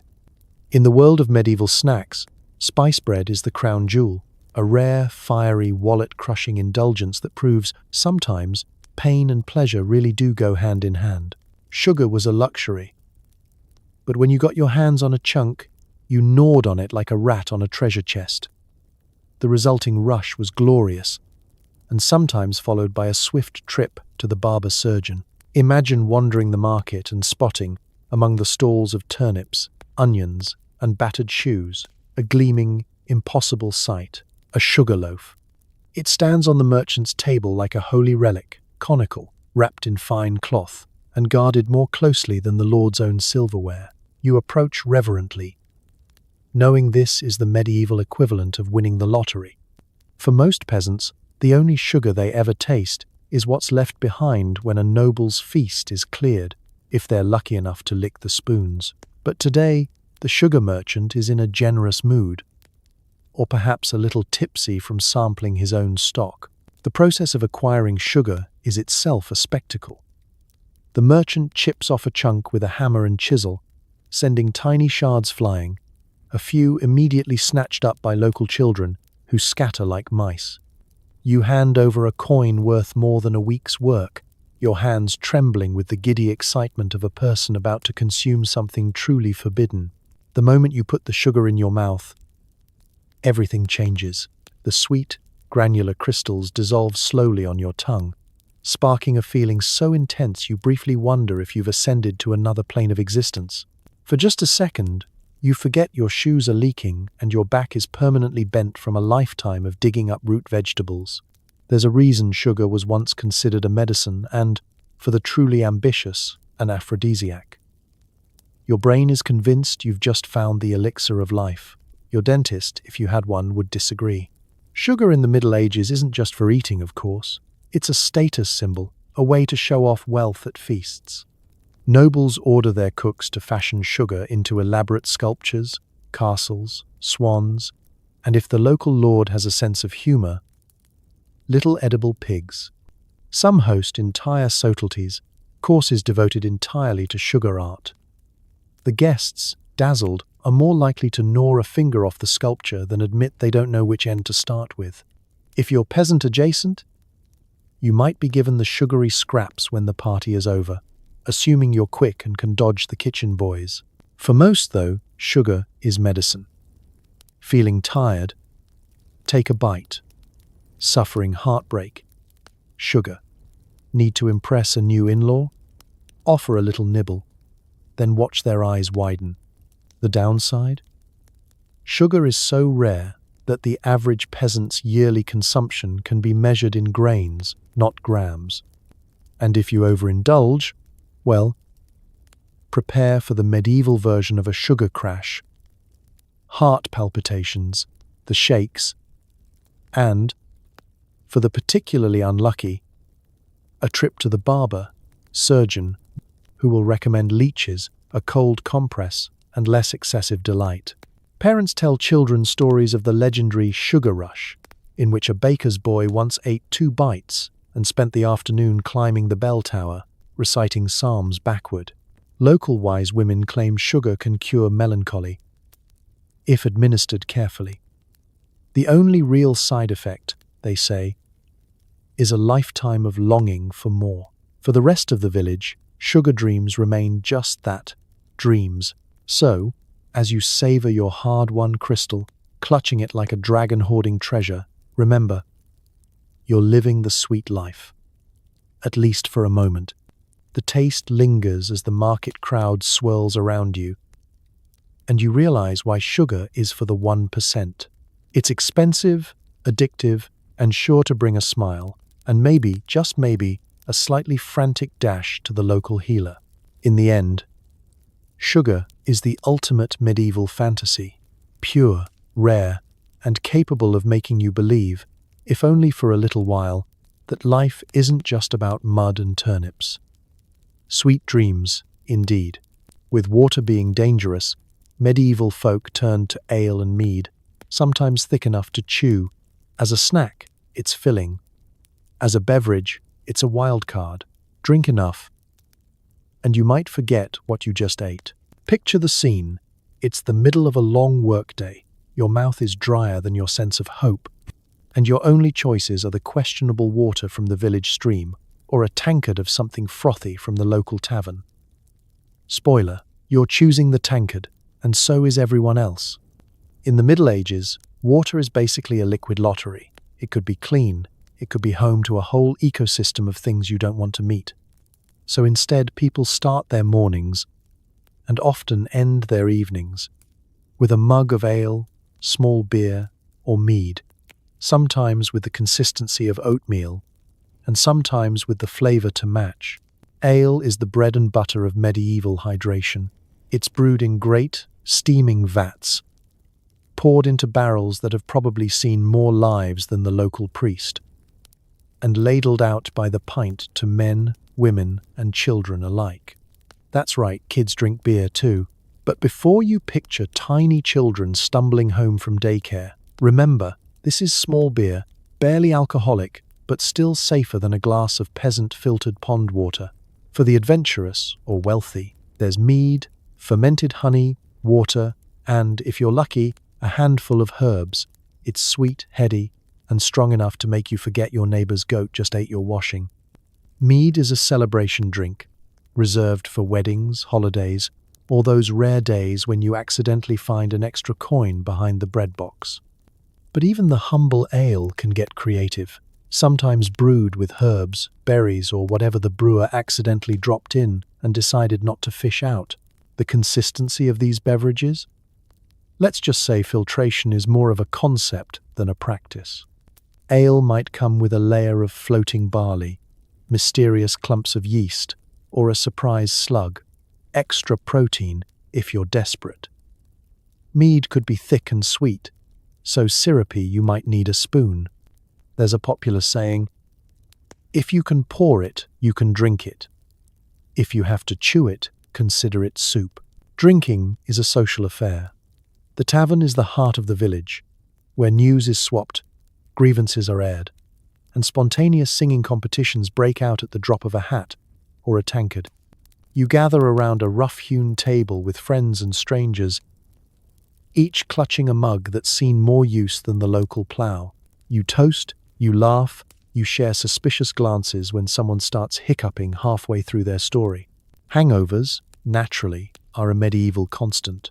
There's no such thing as Gatorade, no ibuprofen, no hair of the dog that isn't actually just more of the same dodgy ale. If you overindulge, the remedy is simple. Complain, sleep it off, and hope the wise woman down the lane has a cure that isn't just boiled moss. For nobles, hangovers are proof of a good party. For everyone else, they're just another reason to drink the weaker stuff and hope for the best. But for all its hazards, fermented drink is a rare luxury, a daily ritual that takes the edge off hard work, bland food, and the ever-present threat of mild to severe dysentery.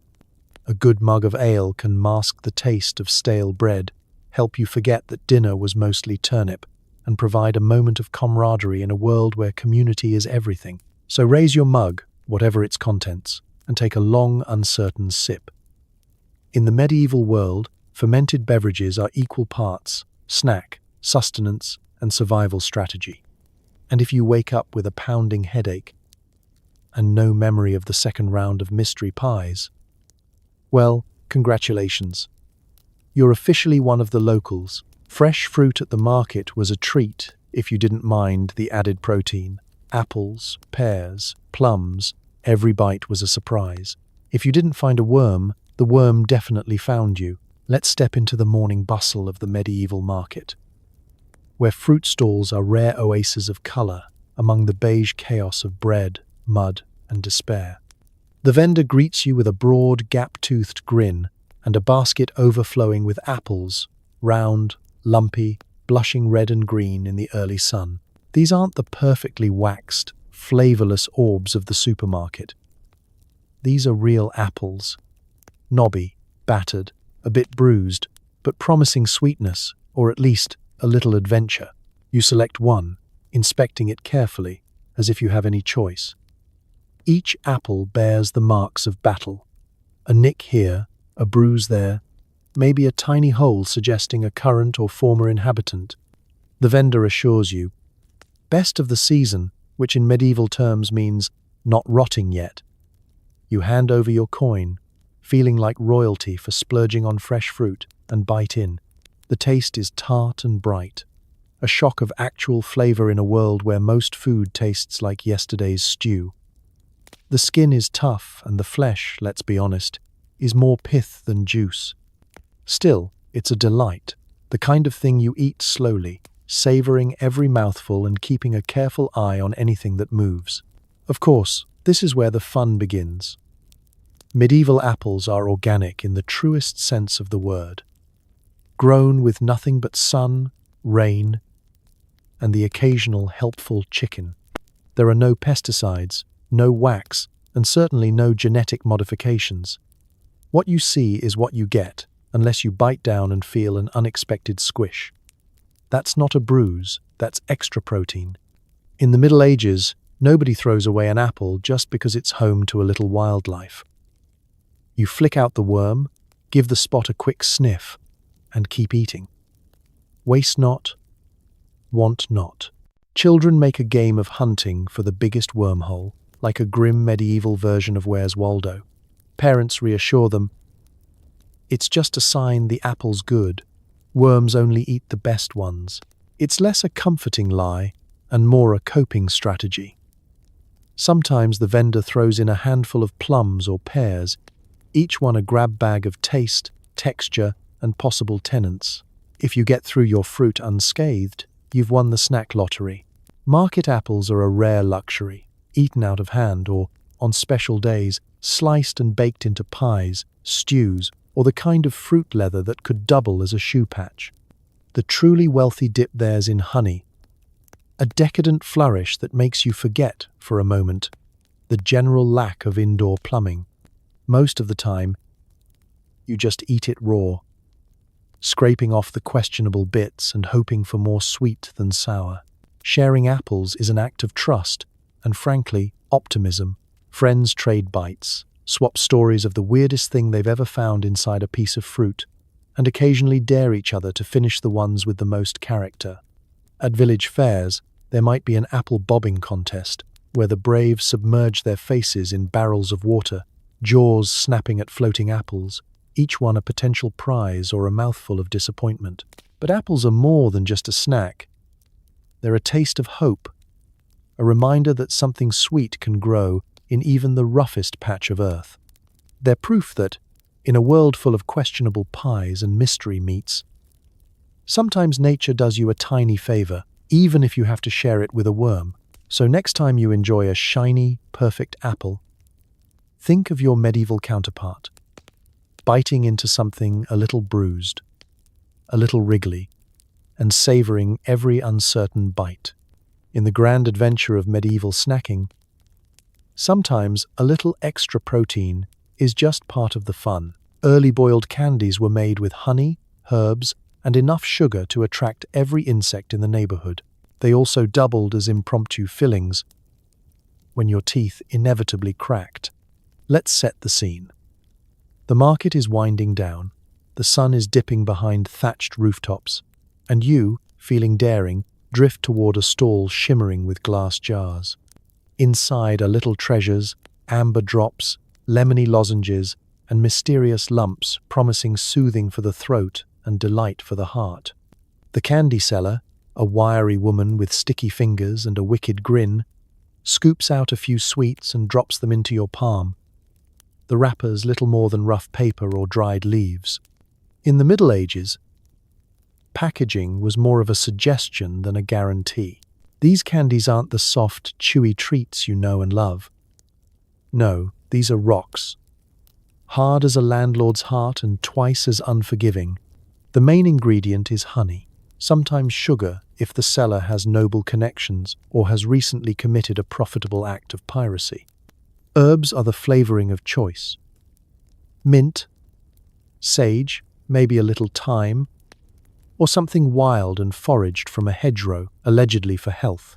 You pop one in your mouth, and instantly your jaw is on high alert. The surface is smooth and sweet, then sharp and jagged the moment you bite down without caution. A small mistake, and you're halfway to inventing the world's first dental crown.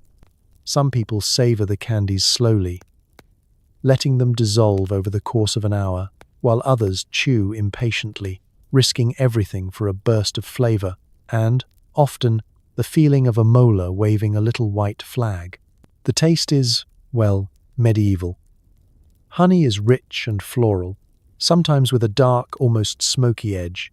If the bees happen to pollinate something questionable, the herbs cut through the sweetness, leaving you with the sensation that you've licked both a flower garden and the village apothecary.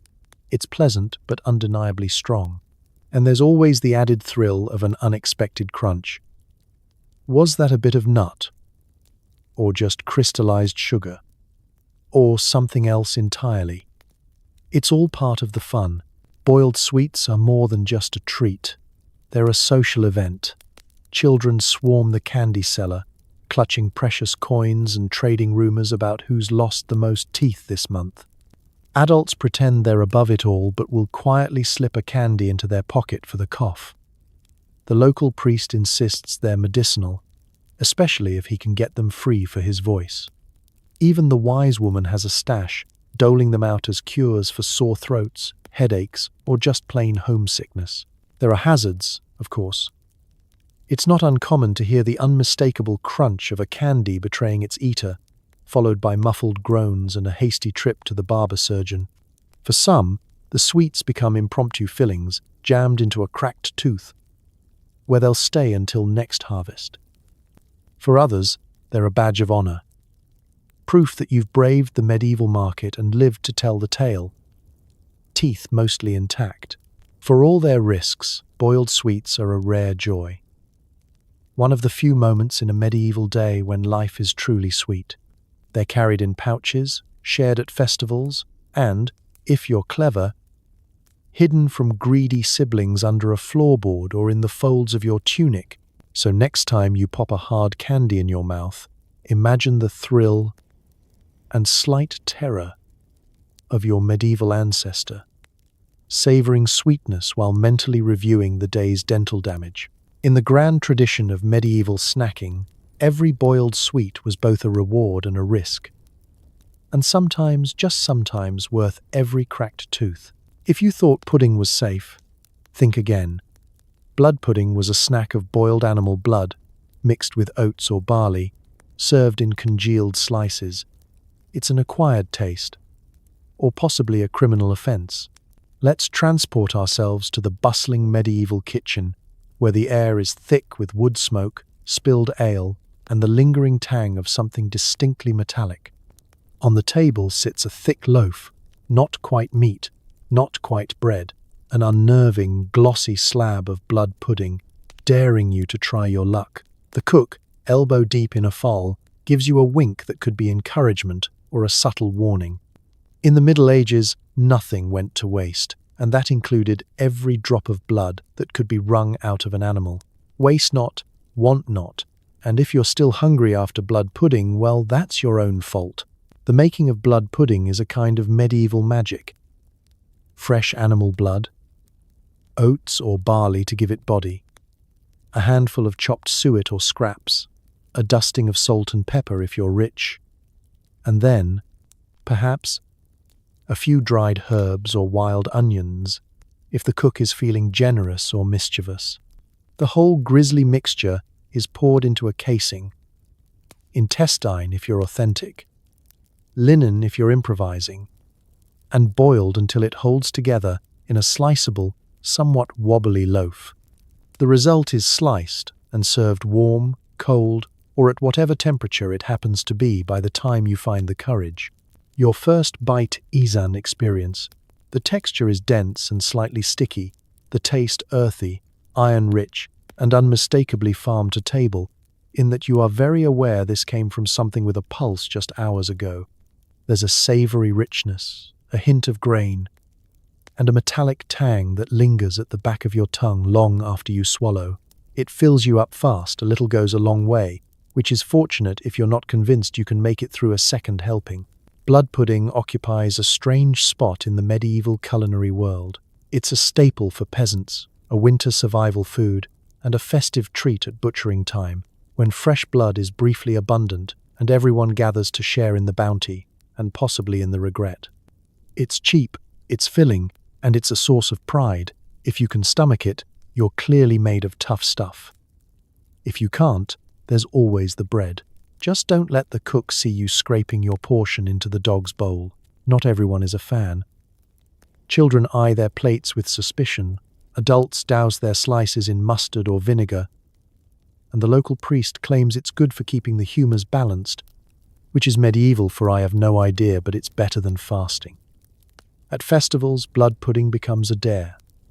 Who can eat the thickest slice? Who can go back for seconds without making a face? There are legends, probably exaggerated, of a blacksmith's apprentice who once ate an entire pudding in a single sitting and was never quite the same again. Sharing blood pudding is an act of camaraderie, if not outright bravery.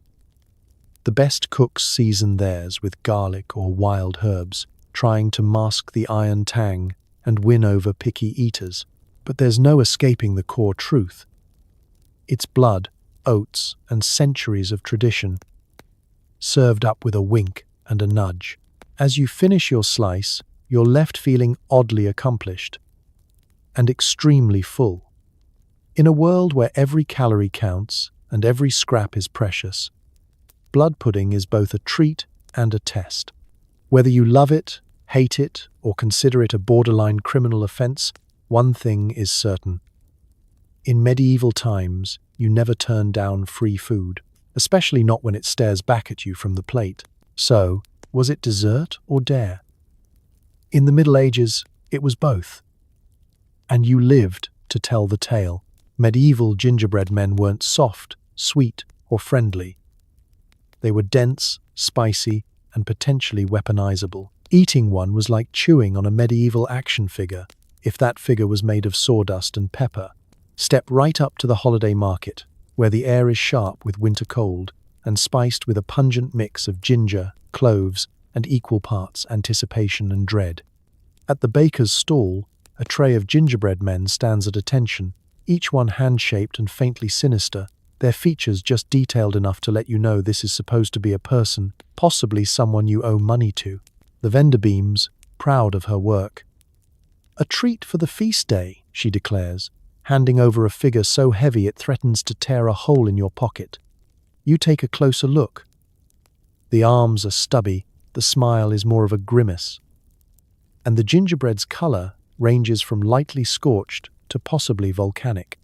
They're decorated with a little bit of honey glaze and, if you're really lucky, a single currant for an eye.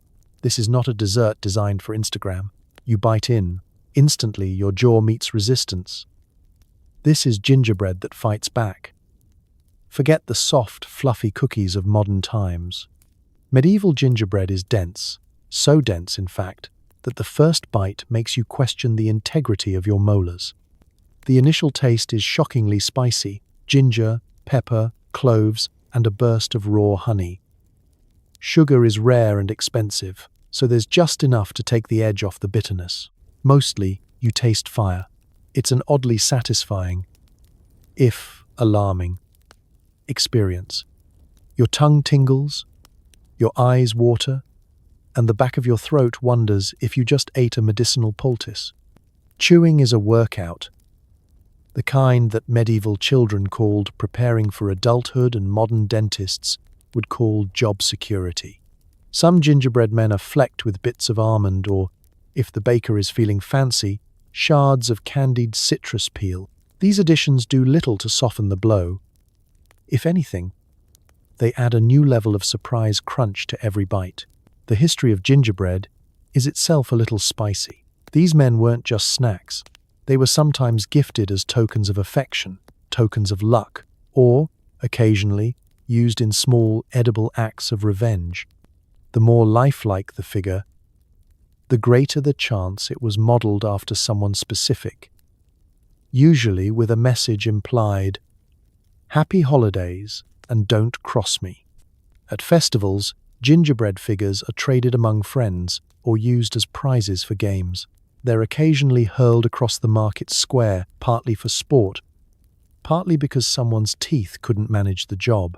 Children love the idea of gingerbread men, though not always the reality. They gnaw at the limbs, compare the merits of head-first versus feet-first consumption, and dare each other to finish an entire figure in one sitting. For some, it becomes an annual rite of passage. Finish your gingerbread, prove you're ready to take on the winter, or at least prove your teeth can survive another year. Of course, after the first few bites, most people start to strategize. Some dunk their gingerbread in ale to soften it. Others leave it by the fire overnight in the hope that moisture will do what their molars cannot. And the truly clever just break off a piece and offer it to a nearby dog, who usually sniffs it, licks it, and then looks at you with deep, wounded betrayal. But for all the jaw pain and tongue-tingling spice, gingerbread men are a piece of medieval magic, equal parts treat, tradition, and minor hazard. They're proof that, In an age before central heating and soft pastries, people knew how to bring warmth and mischief to the coldest days. So, as you gnaw on your gingerbread action figure, jaw aching but heart full, remember, in the Middle Ages, even dessert could be a test of strength and willpower. If you can finish a gingerbread man, you can probably survive just about anything. Special occasions called for street food overload, pies, fritters, and candied everything. Overindulgence was the order of the day, and so was the post-feast remorse. Food coma in the Middle Ages was sometimes literal. It's feast day, and the village square has transformed. Bunting flaps from the rooftops, musicians tune their battered lutes, and everyone who's not in the fields is elbow to elbow, shuffling between stalls, groaning under the weight of celebratory foods. For one glorious afternoon, all the dreary pottage and mystery bread is pushed aside. Today, it's all about excess. Thick crusted pies, golden fritters, sizzling in bubbling oil, sticky sweetmeats, and fruit confections, so sugary they make your molars ache from 10 feet away. You start, sensibly, with a pie. The filling is mysterious, but you're feeling lucky. Next, you're handed a fritter, lightly burnt on the outside, chewy in the middle, dusted with a powder that might be sugar or just very enthusiastic flour. There are stalls with skewered meats, vendors hawking deep-fried turnips, and a baker proudly offering gingerbread men sturdy enough to double as table legs. No one is counting calories, or worms, or coins. Festival feasts are about abundance, and the only real concern is how long you can last before your belt gives out. As the day rolls on, the competition intensifies. You're surrounded by friends, neighbors, and the odd out-of-towner who's already lost a shoe in the mud and is clutching a cup of honey mead like a lifeline. Children dart between legs, snatching candied nuts and whatever sweets can be pilfered when the adults are distracted by the juggling minstrel. Everyone is eating with one hand, drinking with the other, and waving off the persistent flies with whatever limbs remain. There are contests, too, who can eat the most pies, who can finish a trencher of pottage without wincing, who can last the longest without collapsing into a food-induced nap. The record for most fritters consumed by a single person is both a matter of pride and local medical history. No one really remembers the exact number, but the phrase, "don't pull a Walter," is enough to make everyone pace themselves. The real magic happens as evening falls. Fires are lit, the music swells, and the bravest souls go back for seconds or thirds. You try a candied apple so sticky your jaw locks up halfway through. Someone offers you a slab of blood pudding, which you accept because, at this point, your standards have dissolved in a haze of sugar and good intentions. Laughter bubbles up. Even the grumpiest elder cracks a smile after his second gingerbread man, and the local priest is seen with a suspiciously bulging pocket full of festival sweets. Inevitably, the regrets begin. The fullness creeps up on you slowly, like the tide, and then crashes down all at once. There are groans, burps, and more than one person eyeing the nearest hay bale as an escape route. You swear you'll never eat again, then immediately break your promise when someone passes around one last honey cake. The wise woman is already mixing a batch of her miracle cure for festival tummy, a recipe involving mint, vinegar, and stern warnings about moderation next time, which everyone nods along to and promptly forgets by next year. As the night winds down, the village is a contented sprawl of people who've eaten too much, danced too little, and are now drifting off under the stars, dreaming of pies and fritters. Food coma isn't just a phrase, it's a way of life. In the Middle Ages, you might spend 364 days hungry, but on feast day, you go all in, even if it means regretting it every step of the way home. So, as you settle into your straw mattress, stomach groaning, remember, festival feasts were the ultimate medieval treat. Too much, too soon, and just the right amount of regret. The real test of any medieval snack wasn't the taste, it was whether you survived the night. Upset stomach? Welcome to the club. Full-blown food poisoning? Congratulations. You're living history. Survive, and you get to snack another day. Let's set the scene. The festival is over. The fires are dying down. You've eaten your weight in pies, fritters, candied nuts, and at least 3 things you couldn't identify even with the help of the town scribe. The streets are littered with empty trenchers, sticky handprints, and one suspicious sausage that even the stray dogs are giving a wide berth. You shuffle home, stomach gurgling, not quite sure if you're hungry, full, or moments away from medieval disaster. In the Middle Ages, everyone is a culinary gambler. There are no expiration dates, no warning labels, no list of side effects. Just the blind faith that what didn't kill you last time probably won't kill you tonight. But the odds are never in your favor. Maybe the honey cake was a little too crunchy. Maybe that sausage had a tang that didn't taste entirely intentional. Or maybe the pickled eel was pickled more out of desperation than technique. Every bite is a ticket in the digestive lottery. The first sign of trouble? A subtle rumbling, like distant thunder. You lie in your straw bed, eyes wide open, listening to your own stomach try to process a mystery pie that's fighting back.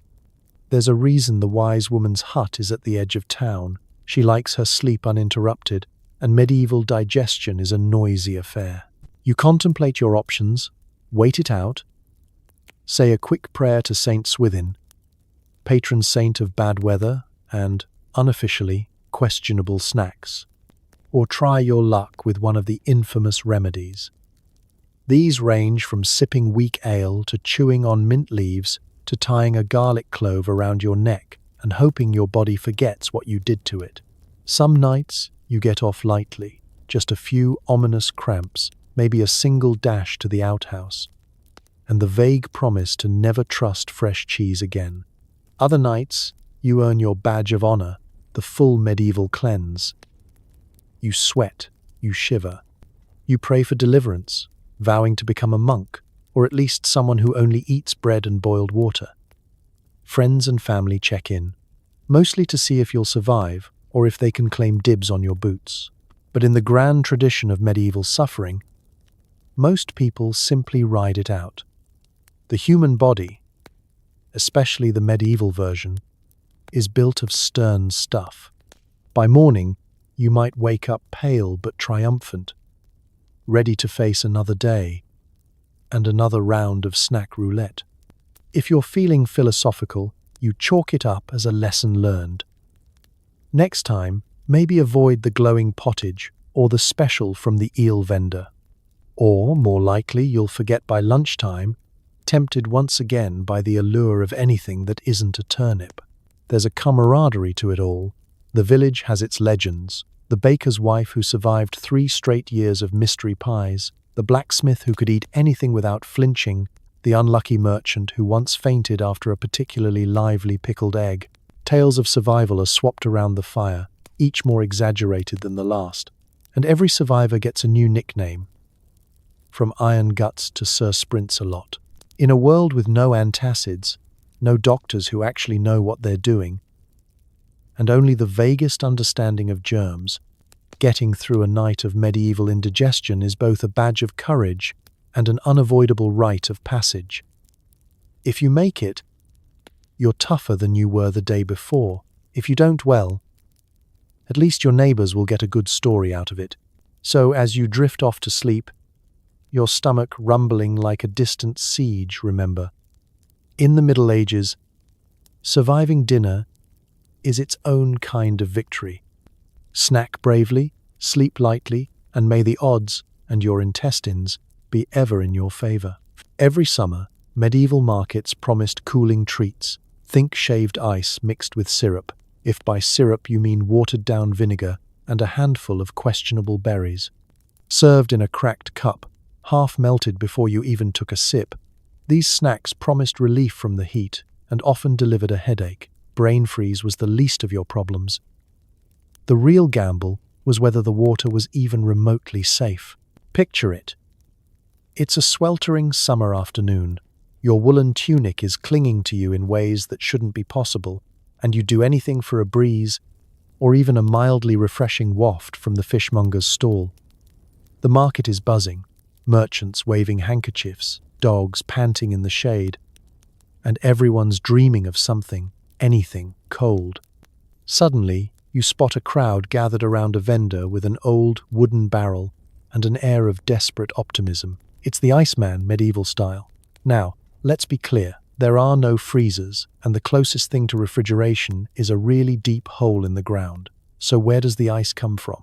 Rumor has it the vendor buys it from monks who hike up snowy mountains, or maybe he just hacks it out of the local pond and hopes nobody asks too many questions about the color. Whatever the source, by the time it arrives at the market, the ice is more crunchy slush than snowy treat, swimming in its own puddle. You shell out a precious coin for a cracked ceramic cup, handed to you with a flourish and a wink. The syrup is ladled on top, thin, red, and vaguely fruity. Probably the leftovers from last year's berry harvest with a dash of vinegar to keep the bugs away. If you're lucky, you get a stray currant or, on festival days, a few shriveled gooseberries for garnish.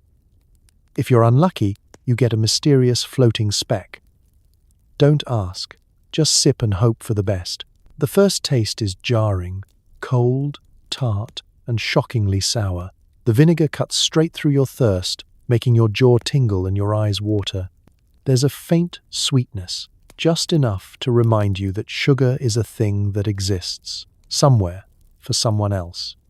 If you slurp too fast, you get the medieval version of brain freeze, a sharp, stabbing headache that makes you question every decision leading up to this moment. But you keep going. After all, who's going to waste a whole cup of precious ice on a hot day? Of course, this treat comes with risks.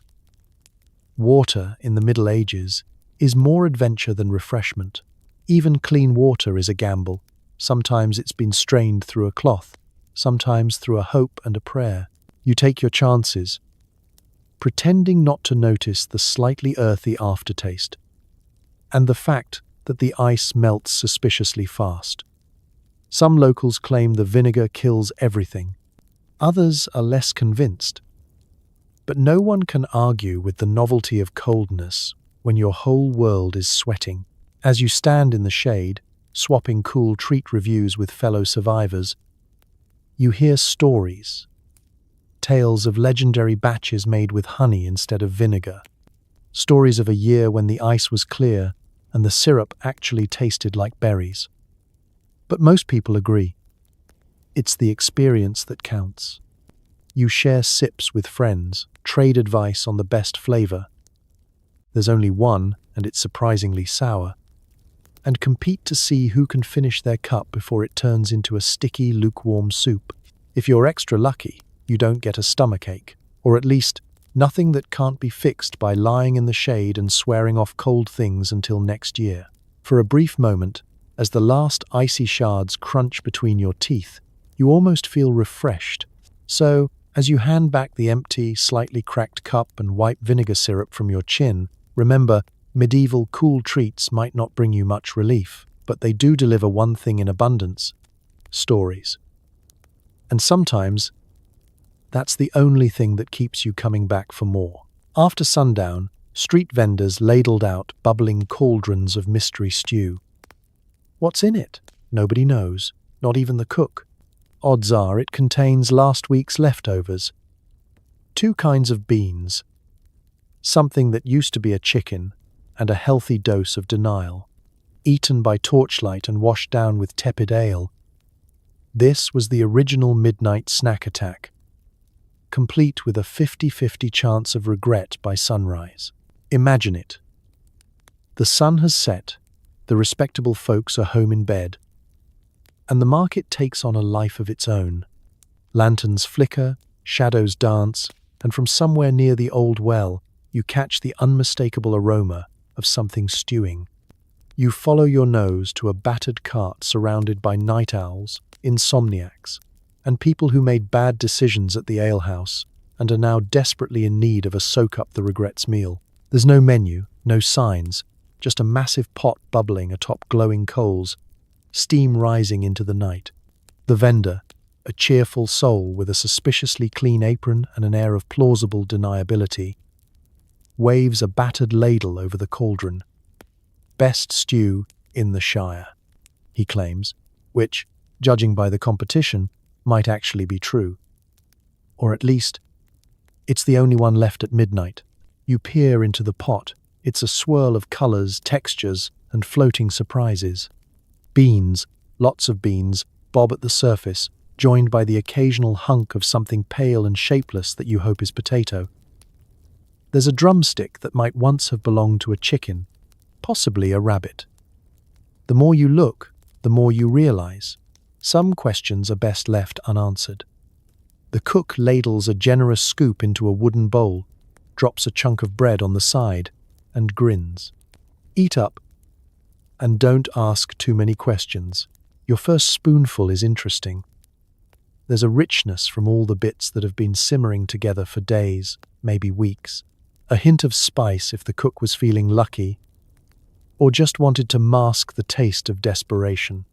The beans provide ballast, the bread soaks up the broth, and if you get a bite of actual meat, it's your lucky night. Occasionally, you bite down on something chewy and choose not to investigate. That's the beauty of the night market stew. Every spoonful is a blind date with destiny. The scene around you is almost festive. People cluster in tight groups, bowls in hand, sharing stories, laughter, and occasionally warnings about which bits to avoid. There's camaraderie in shared risk. Everyone knows the gamble, and everyone has their own stew survival strategies. Some bring their own seasoning, a dash of vinegar or a pinch of salt to help the medicine go down. Others dunk their bread, let it get good and soggy, and hope the carbs soak up any remaining doubts. As the night deepens, the line at the stew cart never seems to shrink. Sailors just in from the docks, young lovers prolonging their stroll, and even the local constable hoping for a bite that won't come back to haunt him. The cook cheerfully replenishes the pot, adding in whatever's left over from the day's sales. Old sausage, wilted greens, a questionable onion, the remains of someone's lunch. It's the circle of culinary life, medieval style. Of course, the morning brings the true test. If you wake up with a mild tummy ache, you count yourself lucky. If you're sprinting to the privy before dawn, well, you knew the risks. But for every tale of stew-induced woe, there's another of unexpected delight. A stew that actually tasted good. A night spent swapping stories with new friends, and the strange satisfaction of beating the odds, one bowl at a time. So next time you're craving a midnight snack, just remember, in the medieval night market, the stew's always a gamble, and sometimes losing is half the fun. If you heard a cart creaking down a cobblestone street, it wasn't the ice cream truck. It was the wandering pie seller, hawking portable pastries out of a wooden box. The pies were hand-held, cheap, and likely filled with yesterday's unclaimed meats. Think of it as DoorDash for people who enjoy living dangerously.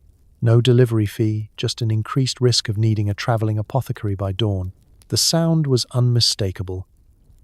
A wooden wheel wobbling, iron hinges squeaking, and a tuneless hum from the vendor as he patrolled the neighborhood like a man on a mission, or perhaps an outlaw with a guilty conscience.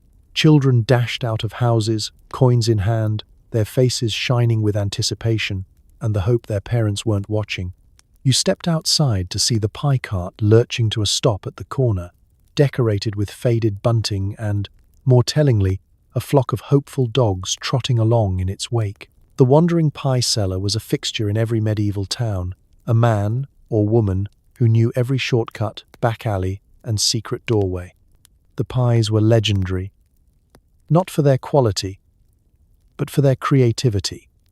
They were round, slightly lumpy, and always warm. Even when they probably shouldn't have been, the seller's pitch was practiced. Meat pies, fresh as the day, get 'em while they're hot. A bold statement, since fresh usually meant recently reheated over a questionable fire, and hot meant survived the journey. You handed over a copper and received your prize.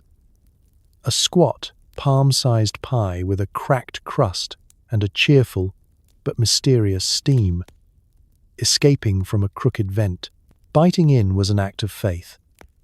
Sometimes you hit the jackpot, rich gravy, a chunk of pork, a sliver of carrot, or even a pea. Other times, you uncovered the unmistakable tang of aged meat or the rubbery chew of something that had started life as a pigeon and ended it as a cautionary tale. A rare few pies contained treasures, a chicken bone for good luck, a stray bean, or, on truly special occasions, a peppercorn. The true genius of the wandering pie seller was efficiency. Nothing went to waste. Yesterday's leftover stew, into the pies. The ends of sausage, stray vegetables, that one suspiciously grey turnip. Chop it up, season it well, and wrap it in pastry. The crust served a dual purpose. It kept the filling inside and most of the flies out, at least until lunchtime. Pie time was a communal event. Neighbours would gather in the street, trading bites, swapping rumours, and ranking the pies. Not bad, needs more gravy, or don't eat the green bit. Kids would dare each other to finish an entire pie in 3 bites, while adults debated whether the seller's recipe was improving or simply evolving in unexpected directions. Sometimes you'd spot the baker lurking nearby, taking notes or just checking to see what exactly had ended up in this batch. Hygiene, of course, was an afterthought. The seller wiped his hands on his apron, which probably hadn't seen a bucket of water since last Michaelmas. The wooden box holding the pies was lined with scraps of cloth and sawdust, which doubled as insulation and extra seasoning. No one complained. If you were fussy about crumbs, you didn't buy street pies, or you quickly learned not to ask questions. Still, there was something comforting about the wandering pie seller. In a world without regular meals or reliable kitchens, a pie, however mysterious, was a portable dose of comfort, a taste of home on the move. Some nights, you ate your pie by moonlight, licking your fingers and wondering what exactly you'd just consumed. Some mornings, you woke up fine. Other mornings, well, that's what the apothecary was for. So next time you see a food truck, tip your hat to the original, creaky, mysterious, and always a little bit dangerous. In medieval times, a pie on wheels was a chance worth taking. Just keep your wits and your stomach about you. Everyone loved warm, just-baked flatbreads. Emphasis on just. Medieval bakers flung loaves straight from the communal oven into waiting hands, assuming the rats hadn't gotten there first. With a chewy crust, smoky undertones, and the distinct aftertaste of shared oven ash, this snack was filling, affordable, and sometimes contained bonus toppings in the form of surprise bugs. Let's step into the heart of a medieval village on baking day. The communal oven stands at the center, a squat stone giant belching smoke and promises. The whole village gathers, drawn by the hope of fresh bread and maybe a bit of gossip. Bakers are celebrities for a morning, sweat glistening on their foreheads as they paddle loaves in and out of the glowing maw. The process is less artisanal craft and more extreme team sport. There's always a line. There's always a sense of urgency. And there's always the unspoken contest. Who can grab their flatbread before it's scorched, nibbled, or otherwise sabotaged by fate? Flatbreads are the snack of the people, quick to cook, easy to carry, and a rare treat when eaten hot. The recipe is blissfully simple. Flour, water, a pinch of salt if you're lucky, and sometimes a dribble of last year's olive oil. No yeast required, which is good, because the village yeast was last seen running from a goat. The dough is kneaded, with clean hands, if you're an optimist, shaped into rough rounds, and flung into the oven by bakers who move with the speed of desperate parents at a school bake sale. What comes out is glorious. Golden rounds flecked with char, edges crisp, centers delightfully chewy. The surface may be uneven, pockmarked where the dough bubbled or where a bit of straw got stuck on the peel. The scent is irresistible, nutty, warm, and carrying a faint note of wood smoke that lingers on your clothes and in your hair. Each flatbread is unique, and every villager swears theirs is the best, though all are quietly united by a shared dread of the infamous burnt batch of 42. Eating fresh flatbread is a full sensory experience. You tear off a piece while it's still steaming, juggling it between your fingers and blowing on it while trying not to draw the attention of the local dogs. The first bite delivers a satisfying chew, a burst of grainy sweetness, and the subtle crunch of oven ash. If you're lucky, the only topping is the smoky flavor. If you're not, you might find a little stowaway, an errant beetle, a pinch of dust, or the unmistakable crunch of a seed that you're pretty sure wasn't part of the recipe. Flatbread isn't just a snack, it's a social event. People swap tips on dough consistency, more water on rainy days, debate the merits of communal versus private ovens. Spoiler, everyone wants their own, and keep one eye on the bread and the other on their neighbor's suspiciously large basket. The kids play catch with cooled rounds. Parents save the edges for soup. And the local wise woman claims a burnt crust cures everything from colds to heartbreak. Of course, not every flatbread makes it to the table unscathed. Rats are a constant threat, sneaking into the bakery when backs are turned, nibbling the softest bits and leaving behind gifts that require a quick flick and a good sense of denial. If you're early, you get the best pick. If you're late, you get the extra rustic ones, a little thinner, a lot darker, but still better than nothing. No one complains too loudly. After all, fresh is fresh, no matter how much you have to ignore. So, you savor your warm flatbread, grateful for the simple luxury of something hot and filling.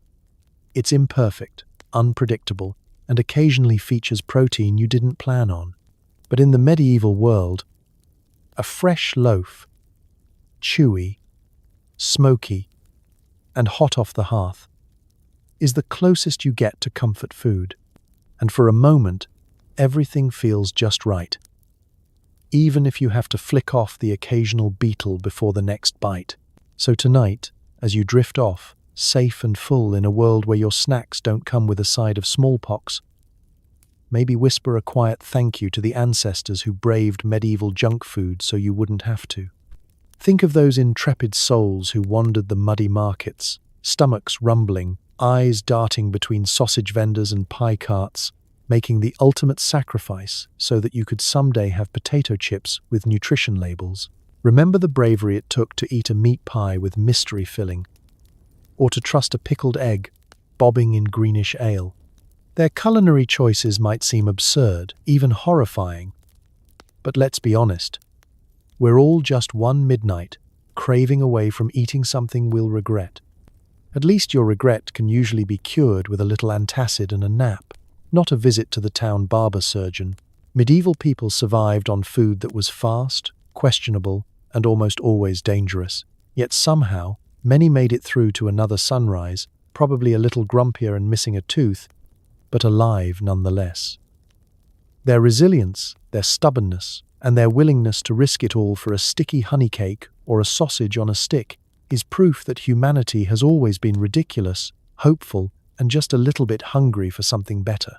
So as you settle under clean sheets, in a home with indoor plumbing, refrigeration, and snacks that won't try to fight back, let yourself smile. History may be gross, terrifying, and occasionally fatal, but it's also the reason you get to snack in peace. Let your mind wander to markets of the past, the glow of lanterns, the distant sound of a lute, and the gentle promise that you are, mercifully, safe from medieval indigestion. Good night. Sleep deeply, snack wisely, and remember, you survived another day without blood pudding. You're already winning.